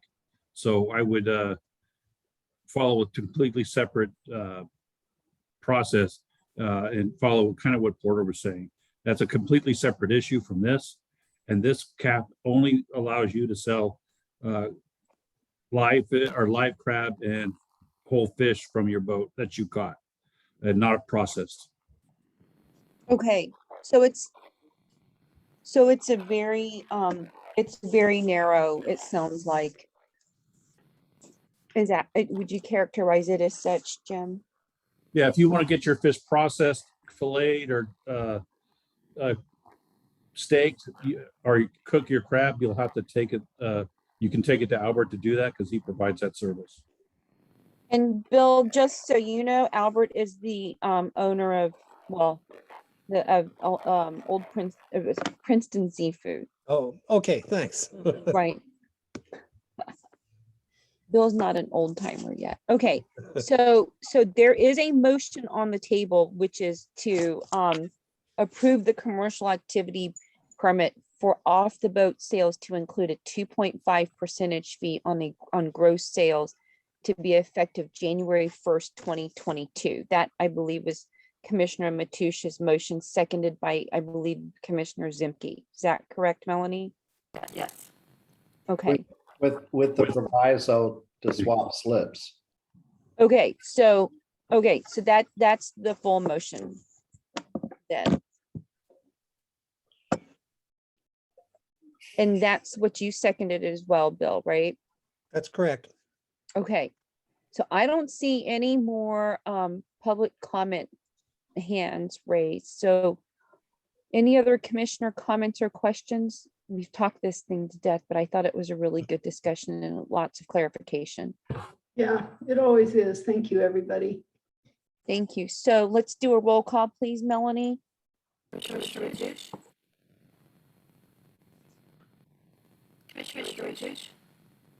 Tom? Aye. All of a sudden Melanie's breaking up bad. Yeah, Melanie's completely, she's very unclear. Commissioner Zimke. Aye. Commissioner Crowley. Aye. Commissioner Ryring. Commissioner Ryring. Aye. Thank you. That motion carries. Thank you very much. And thank you to everyone who participated in the meetings and provided public input. That it was extremely, extremely helpful. Now we're on to item 16, which is an update to capital improvement project plan Tenant Row building. Julie, take it away. Good afternoon, President Chankrell and Commissioners. The Harbor Commission approved updates to the capital project plan on the last meeting, October 20th, 2021. And at that meeting, staff was directed to bring forward an additional project for consideration. This item is presented today for board consideration on adding the Tenant Row building replacement project and updating the capital project plan to include funding for the design and engineering phase of the project in the amount of $150,000. With the current 5-year projection of working capital, the district has sufficient balances to cover this cost. And it is estimated that in fiscal year 2025, there will be working capital balance of $4,569,217 that could be used for even more additional capital funding project needs. Staff recommends that the board authorize the general manager to proceed with the design and engineering phase of the Pillar Point Harbor Tenant Row building replacement, estimated at $150,000. Thank you. Thank you. Thank you so much, Julie. I'll open this up for commissioner comments or questions. Commissioner Matoush? The idea of replacing Tenant Row is incredibly appealing to me, and I support anything we can do towards that end. Thank you. Oh, Commissioner Ryan? I'd like to move to approve this item. We can still discuss it with a motion in a second. I'll Okay. second.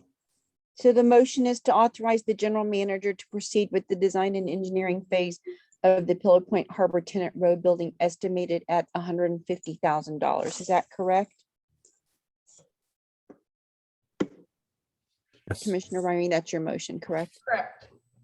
And that's a second by Commissioner Matoush. Yes.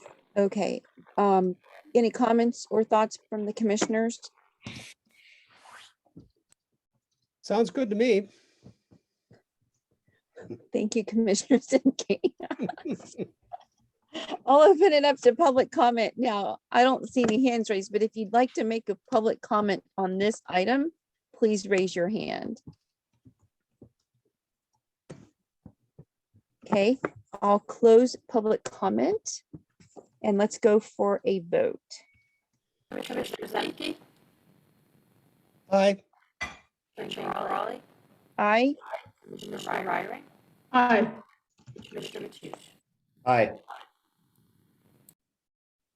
Okay, that motion carries. So we're now on item 17. So I'd like to move item 18 up before we get to item 17, if you don't mind. Just because I kind of want to piggyback off of the capital improvement plan in general. And this is the item regarding the multi-jurisdictional local hazard mitigation plan. I don't know, Jim, if you want to kick off this item. Be happy to. Thank you. We've been working with the county for the past several months in developing our portion and integrating the district into the multi-jurisdictional local hazard mitigation plan. We're located in volume 2, item number 32. And it's a local plan that lists all our assets and our resources that the district has, so that the county in an emergency can pull that up and possibly use our resources. It's also the 3 main functions that we address in our plan, or we get prepared for, or hazard mitigation would be earthquakes, tsunamis, and sea level rise. And that's what we have in there. And a lot of our projects in the harbor right now, or some of them, are related to sea level rise. And being signatory or having a motion or a resolution adopting the mitigation plan for the harbor district would reflect on us very positively on any grant application that we put in for those sea level rise projects that we're working. So that was one of the major drivers, is, in addition just to being a county resources, is to put the district in a good position to apply for any grants by using this as a resource that we're part of. It's our recommendation that the board approve the resolution adopting the mitigation plan. And again, from the aspect of the district, it shows that our portion simply gives a history of the district and then lists all our assets and resources that are available for in case of emergency. And then also that the district kind of identifies those 3 issues as a potential hazard to our district through the harbor and through the marina. Thanks, Jim. Is that it? That is it, unless you have questions. No, well, I actually have some comments on this issue. I think this is a really great document and it allows for the big picture countywide scenarios to be looked at, as well as our specific unique scenarios at the Harbor District to be looked at. We actually had a discussion, well, the fire board that I'm on actually had a discussion about this yesterday that was unique to them. And what I learned is that we should probably, at the Harbor District, should probably look at looking at this volume 2 piece of this report, which is specific to the Harbor District and the annex plan, and possibly add on some of the things that we would care to, highlight in this second volume of the multi-jurisdictional local hazard mitigation plan. And I spoke with Jim about it a little bit, and I think that it might be a good idea. And I think he agrees, and Jim, chime in here if you want, because you might not agree now, but when we talked earlier, just to get a sense of, but since we just, as a board, the Harbor Board, just, approved capital projects, that we can put some of those into our section of volume 2. And I was thinking that maybe we could, I could establish an ad hoc committee specifically for this that would focus solely on this multi-jurisdictional local hazard mitigation plan, and then possibly have a special meeting with the Department of Emergency Management of the county. I know that Jim's been working with Ann Ludwig from there, but also former Fire Chief Dan Belville, who is the head of the Department of Emergency Management, might be able to come and speak to us about some of the things that might be pertinent to the Harbor District at a special meeting. But I was hoping that maybe this ad hoc committee could identify some things that we could put into volume 2 that we would want to highlight. I mean, Jim, what do you think of that? I know the county has a deadline to adopt this or get the resolutions from the different jurisdictions. And I believe if we delay this until the early December, we'll still meet that deadline. But any later than that, we'll miss the deadline for the county. So Right. if the board would like a full presentation by the county OES, I can reach out and have that done, and also go into detail about what the plan is and what our section of the plan is and how that relates to other sections. So if the board would like that, I can make it happen. Okay, I think that voting on this at our December meeting will not delay anything that the county would need, at least based on what I saw last night at the fire board meeting, because that's been delayed as well. And I just want to make sure that we get all of the things that we want into our specific area in volume 2. Any comments or questions by the commissioners?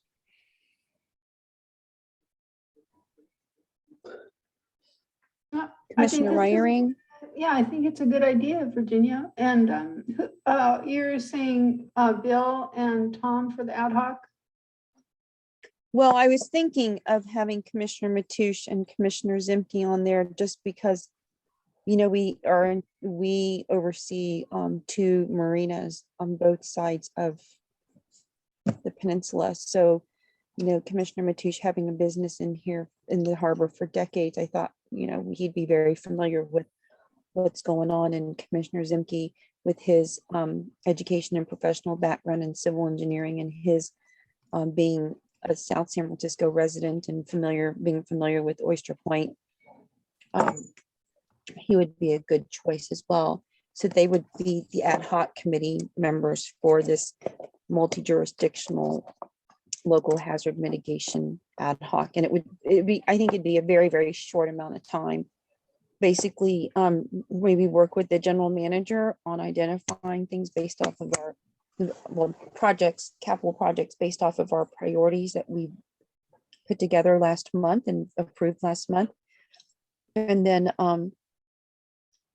at our special meeting, which I'm hoping will be in early December before our regular meeting, we could have this discussion with the county with projects or scenarios identified by the ad hoc committee.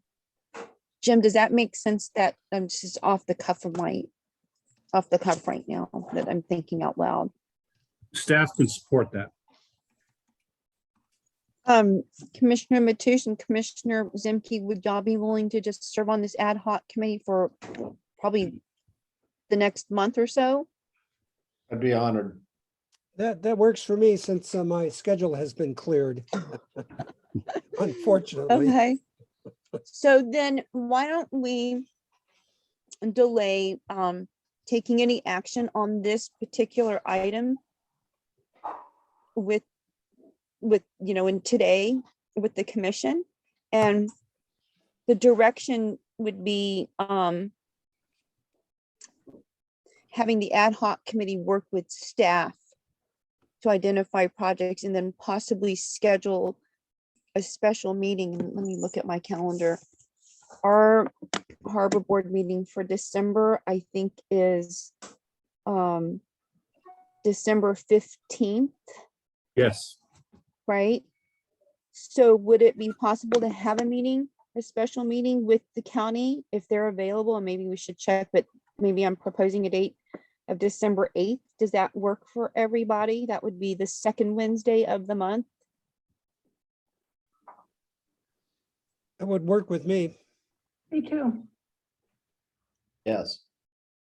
So that would be the special meeting, which means that the ad hoc committee would have to, that committee meeting would have to happen before December 8th. So maybe Tom, Bill, Jim, and Julie or John can work out the timing for that based on your schedules. Sounds good. Yep, it works for me. Jim? Works for our staff. Staff Okay. can support that. Okay, thank you. So then we'll just hold off on this item until next month. So we can just make sure that the multi-jurisdictional local hazard mitigation plan item is on the December 15th agenda. That would be terrific.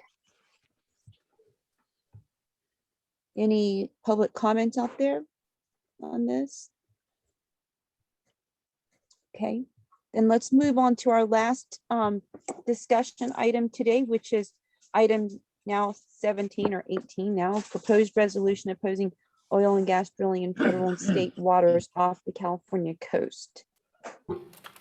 Jim. Let me make sure I have the right report up. Item 17.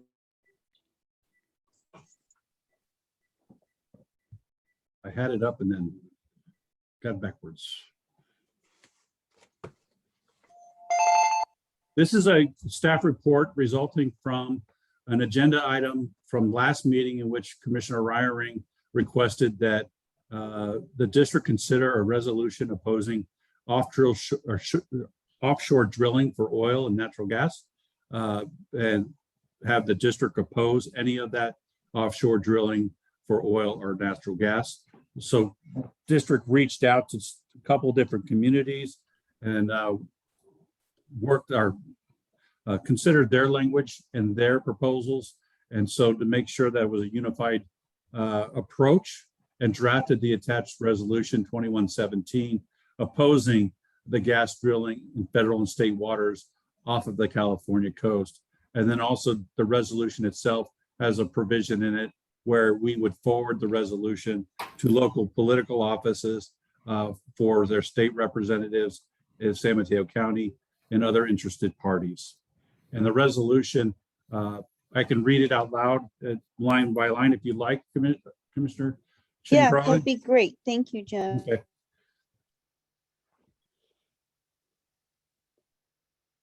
It's resolution number 2117, a resolution of the San Mateo County Harbor District protecting our ocean and coast from offshore oil and gas drilling and exploration activities.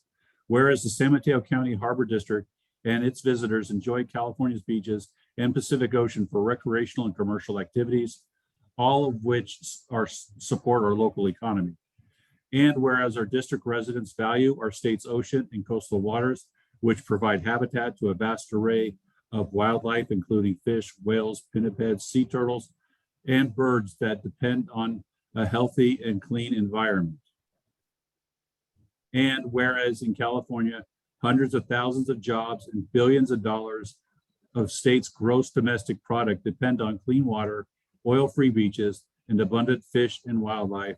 And whereas offshore oil and gas drilling places coastal communities at an economic and ecological risk from oil spills and the pollution brought by routine drilling operations, threatening the lives and livelihoods of small business owners, particularly commercial and recreational fishermen. And whereas a massive oil spill in 1969 off the coast of Santa Barbara fouled coastal waters and caused catastrophic economic and environmental damage. And whereas in May 2015, a pipeline ruptured near Refugio State Beach in the Santa Barbara County and spilled oil into the Pacific Ocean, with oil reaching as far south as Orange County, damaging wildlife, closing beaches, and impacting recreational and commercial activities. And whereas a major spill off Huntington Beach in October 2021 dumped a significant amount of oil into the coastal waters, resulting in beach closures, impacts to recreational and commercial activities, and significant environmental and economic damage. And whereas the state of California prohibits new oil and gas leases in state waters due to the unacceptably high risk of damage and disruption to the marine environment, and whereas the governor of California, the state Senate, the State Lands Commission, and several cities have taken a stand against new federal offshore oil and gas leases in the Pacific Ocean, and several municipalities have called for a ban on offshore drilling. Whereas expanding the offshore drilling off the coast of California would deepen the state's dependence on fossil fuels and undermine the efforts and address the climate change and reducing the greenhouse gas emissions and moving towards renewable energy. Now, therefore, the Board of Harbor Commissioners of San Mateo County Harbor District does hereby resolve the San Mateo County Harbor District supports a permanent ban on new offshore and gas drilling, fracking, or other stimulation in federal state waters off the California coast, and no new federal oil gas leasing in all U.S. waters, including off the coast of California. The Deputy Board Secretary shall forward a copy of this resolution to the U.S. Secretary of Interior, Deb Haaland, and Governor Gavin Newsom, U.S. Senators Dianne Feinstein and Alex Padilla, as well as U.S. Congressional and state representatives for the San Mateo County Harbor District and any other interested parties. Passed and adopted by the Board of Commissioners, San Mateo County Harbor District at a regular meeting thereof held on the 17th day of November, 2021. Thank you, Jim. Commissioner Ryring, I think you wanted to put this on the agenda. So do you have any remarks that you would like to make? I would just like to thank you, Jim, for crafting such a beautifully worded resolution. And I'd like to make a motion to support it. Okay, is there a second? I'll second that. Okay. Any commissioner comments or questions? Yeah, I'll tell you, I was a little bit mixed on this. I agree with everything in the resolution. However, being a fisherman, I have to say that there's rigs to reef programs. There's a lot of things where environmental groups are hell-bent on punishing oil companies by dismantling rigs in the water, whether it's off the coast of California or off the coast of the Gulf of Mexico or the East Coast. If you want fish, you've got to go to the oil rigs because structure brings in fish. So nothing in this talked about the destruction of the existing rigs. So therefore I'll support it, but it is difficult to think about the groups that want to take down these rigs and eliminate structure that holds fish for commercial and recreational fishermen as well. Okay.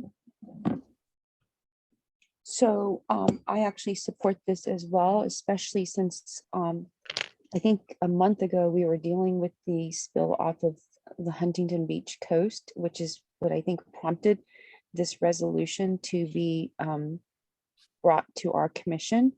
I think that, you know, in terms of, I understand what you're saying, Commissioner Matoush, but I also, you know, when trying to balance the environmental stakes here and also, you know, as much as we can, the economic stakes. I mean, it's not easy, but I think that a sustainable environment is really important to our economy. And I think it's good that as an elected body that we are taking a position on this.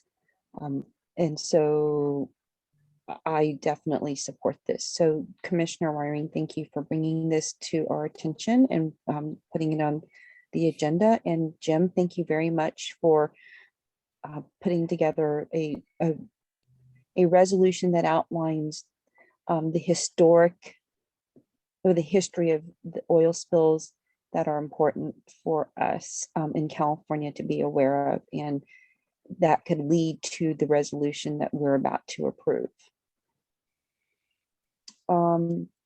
Commissioner Ryring, I think that your hand is up. Yeah, I just also wanted to thank the members of the public who wrote in. I did check this morning when I was looking over, you know, final time the agenda, and there were quite a few members of the public who wrote in support of this resolution. So if any of you are on this call or watching the video, thank you. Yes, I second. All those emails are posted to the website. Yes, I saw that. Thank you. And I agree with you, Nancy. Thank you for kind of shining a light on members of the public who are advocating for this. Yeah. So if there are any other members of the public here right now who would like to make a comment, you may do so by raising your hand.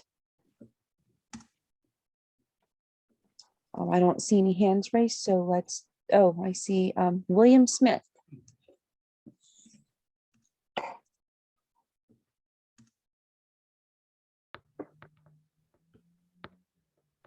Sorry, I had to hit the unmute button here. I just wanted to reiterate the points that Tom was making about the oil rigs and habitat for sustainable fisheries.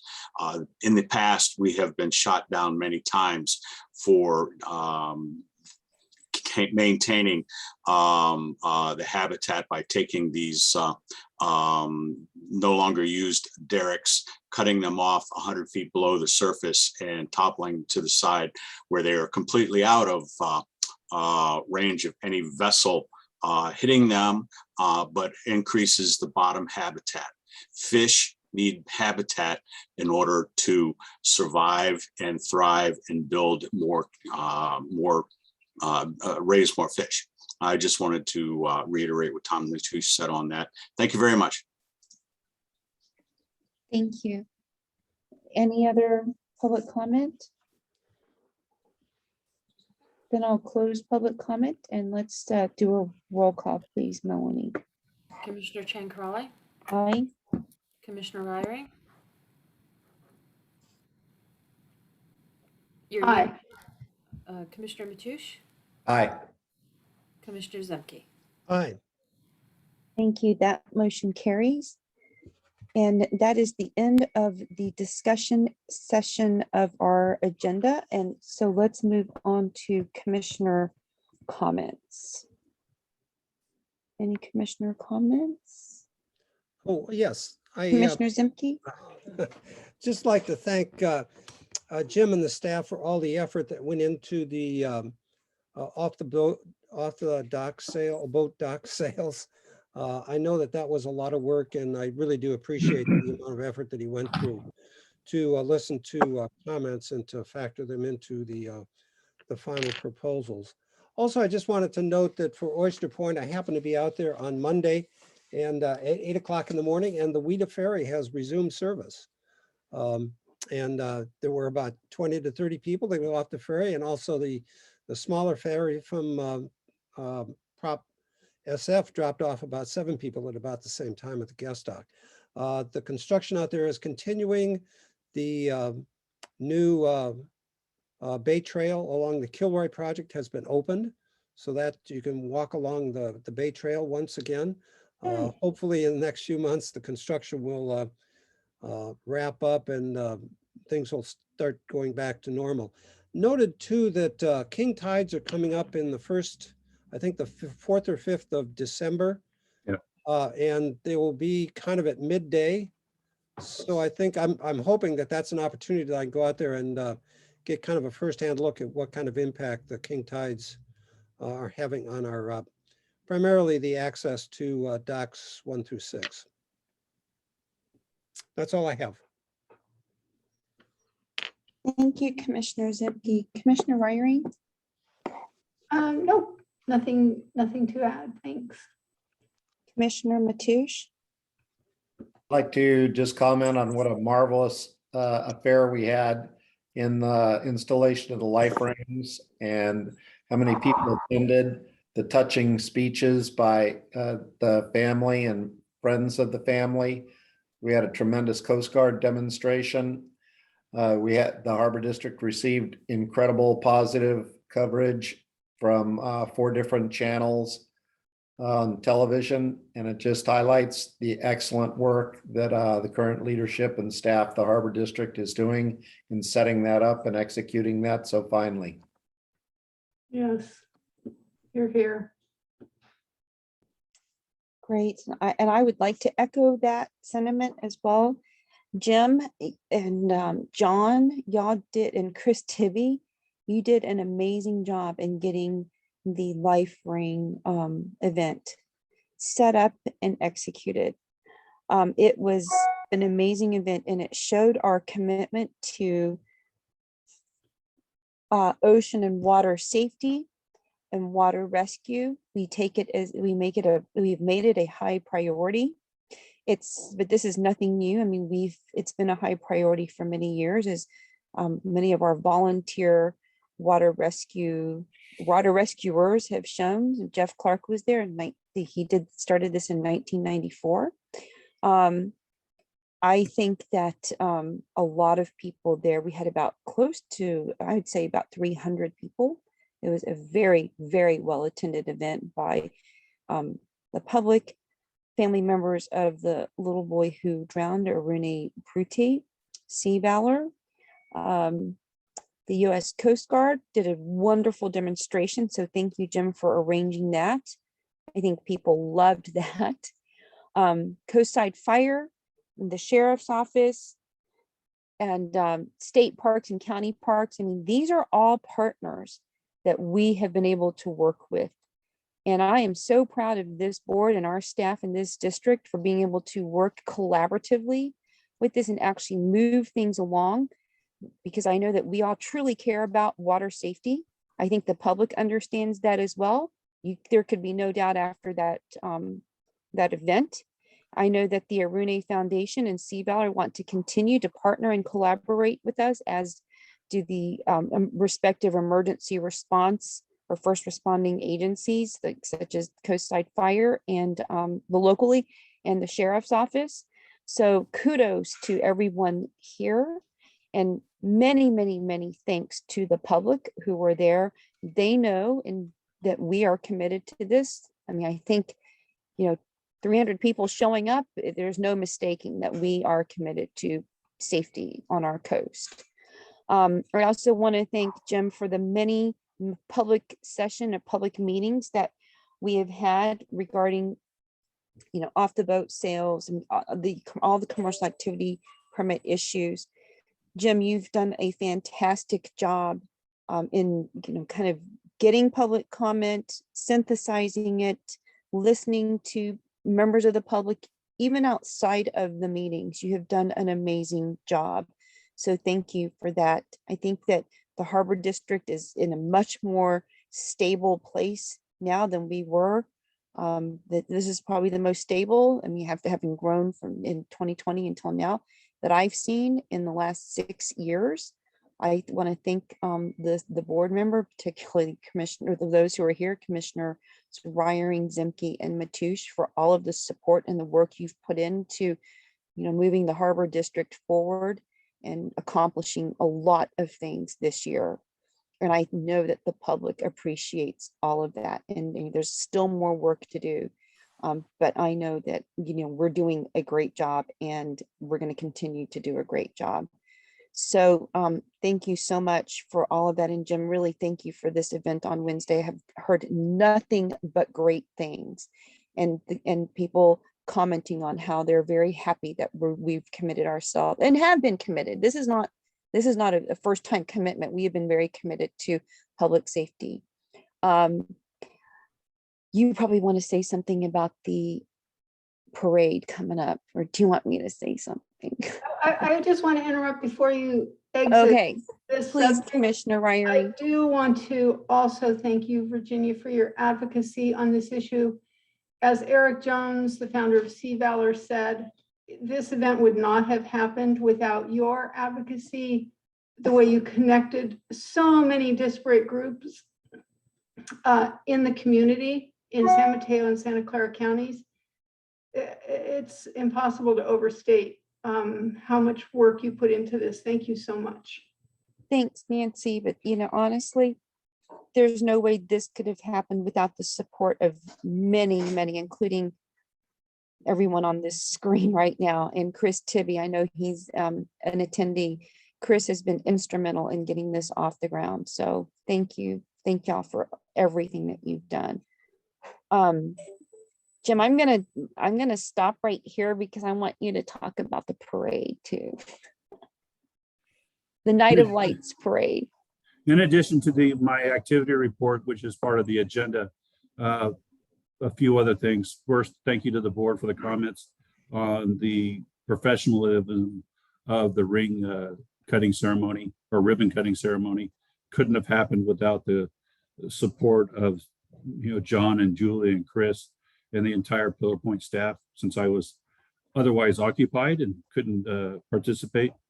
But they did a fantastic job, and I agree. Nothing but positive responses, and I've already gotten communications about how to make the program even larger along the San Mateo coast. So we'll be supporting Sea Valor and others on that. With respect to other activities of the harbor, the holiday season, unfortunately, I made the decision several months ago based on COVID that we wouldn't be doing the vessel lighting at the harbor this year. And it's too late to turn that back on, but we will be participating in the Half Moon Bay Chamber of Commerce Nights of Lights parade on December 3rd. We'll be pulling either the jet skis or one of the boats, depending on the status of our boats, behind the truck. And I offer the opportunity to any commissioner or staff member who wants to participate to walk along the truck and jet skis or ride in the back of the truck during the parade route. If you're interested in that, please let me know and we shall make that happen. But I'm looking forward to that event. And again, Chris Tibby volunteering his time outside normal work hours to support that program, and I'll be there with him. Thank you, Jim. Okay, so I think we kind of skipped over future agenda items. Are there any future agenda items that anyone wants to put on? Okay, Jim, I think you kind of gave your activity report, kind of, unless you want to say more, which, I mean, there's so much that you've done. Is there anything else you'd like to highlight? One other activity that we're working on, and it will be a future agenda item, is stormwater reclamation. So we're working hard on putting a program together for the board to consider where the Harbor District collects stormwater runoff to clean it before it's reused in the harbor or released to the harbor. It will help out with drought situations and reusing the stormwater. It will also help with the TMDL, but that's going to be a future agenda item when we go into detail, but for the board's awareness, we are working on that. Thank you, Jim. John, the operations manager, do you have anything that you would like to highlight? I would just reiterate what's already been said about the Wednesday ribbon cutting event for the life-saving devices, the Ring life-saving devices.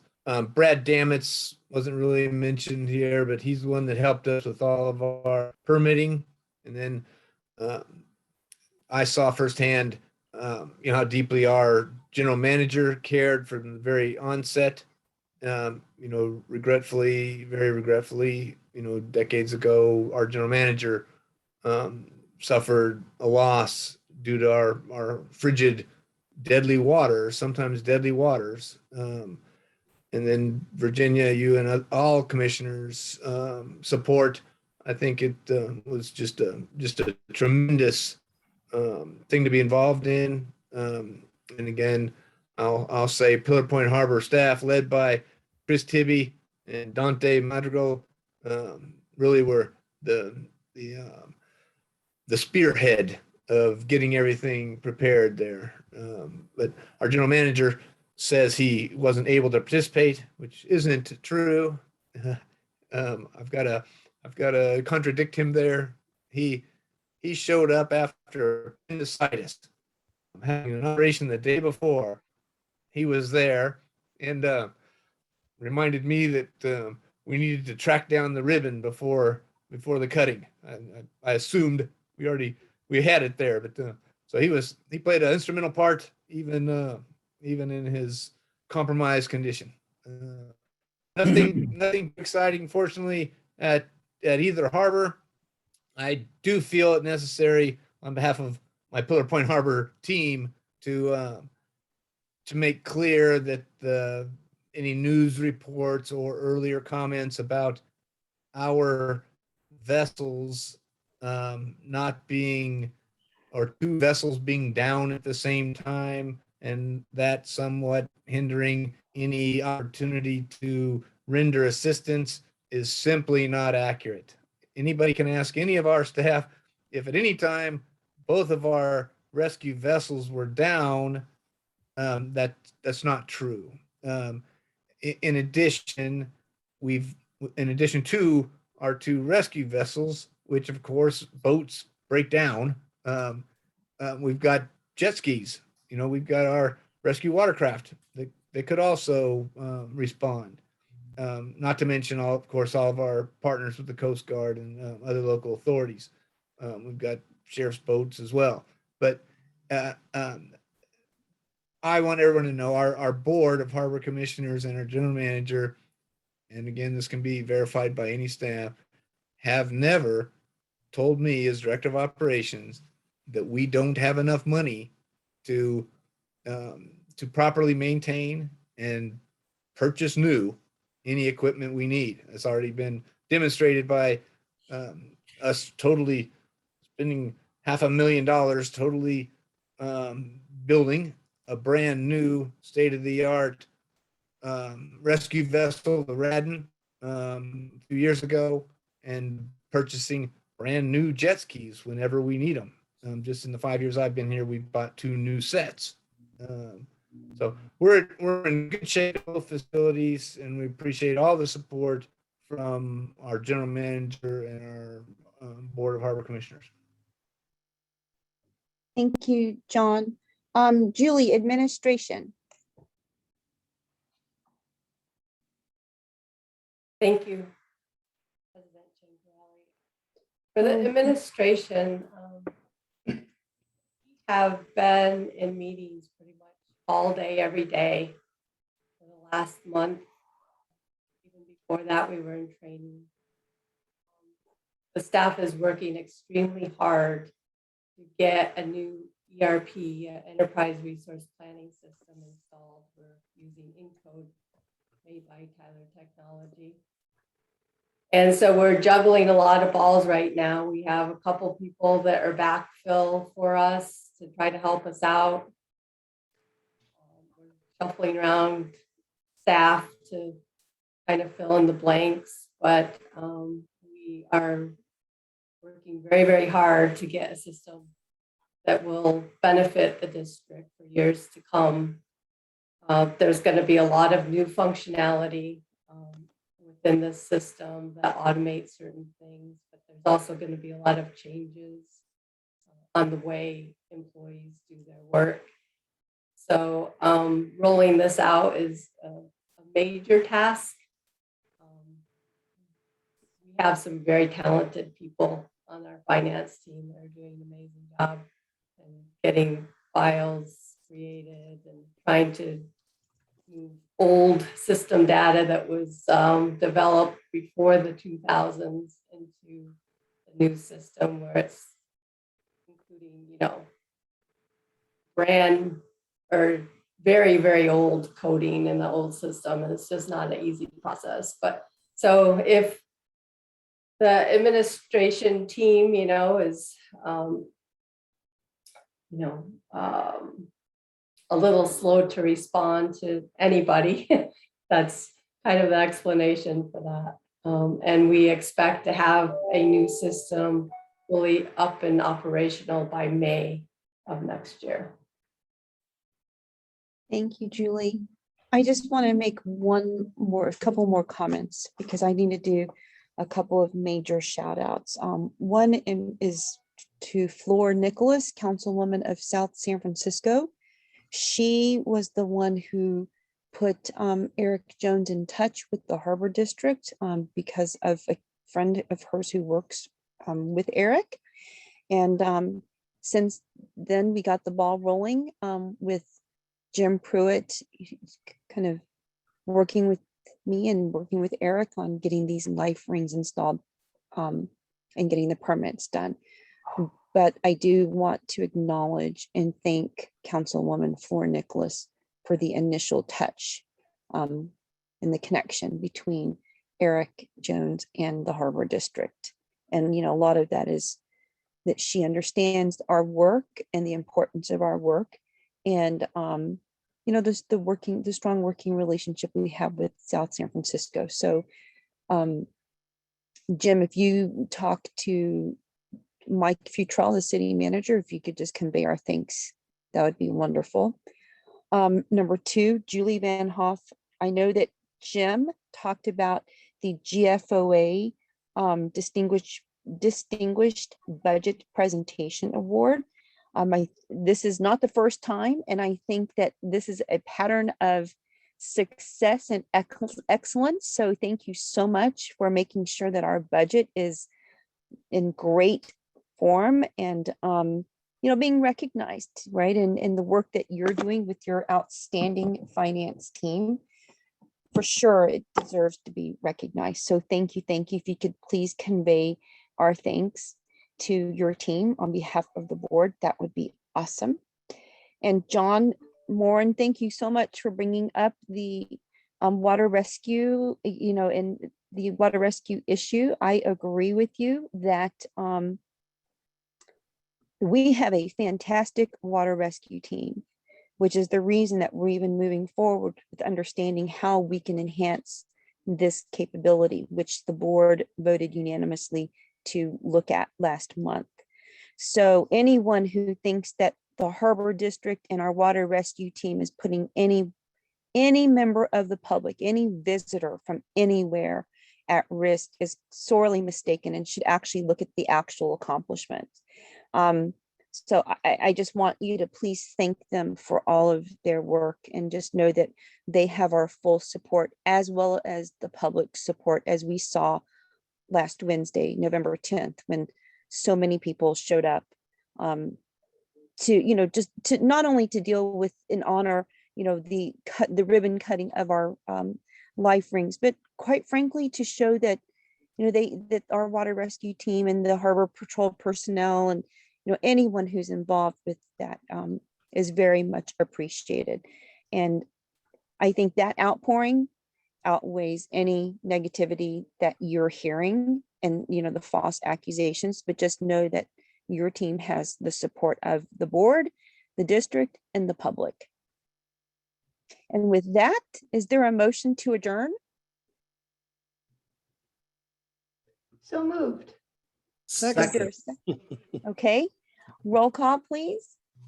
Commissioner Chan-Crowley, Aye. Commissioner Ryring, Aye. Commissioner Mathush, Aye. Mr. Zupke. Aye. The meeting's adjourned at 3:33. Thank you very much. Very good. Thank you. Thanks.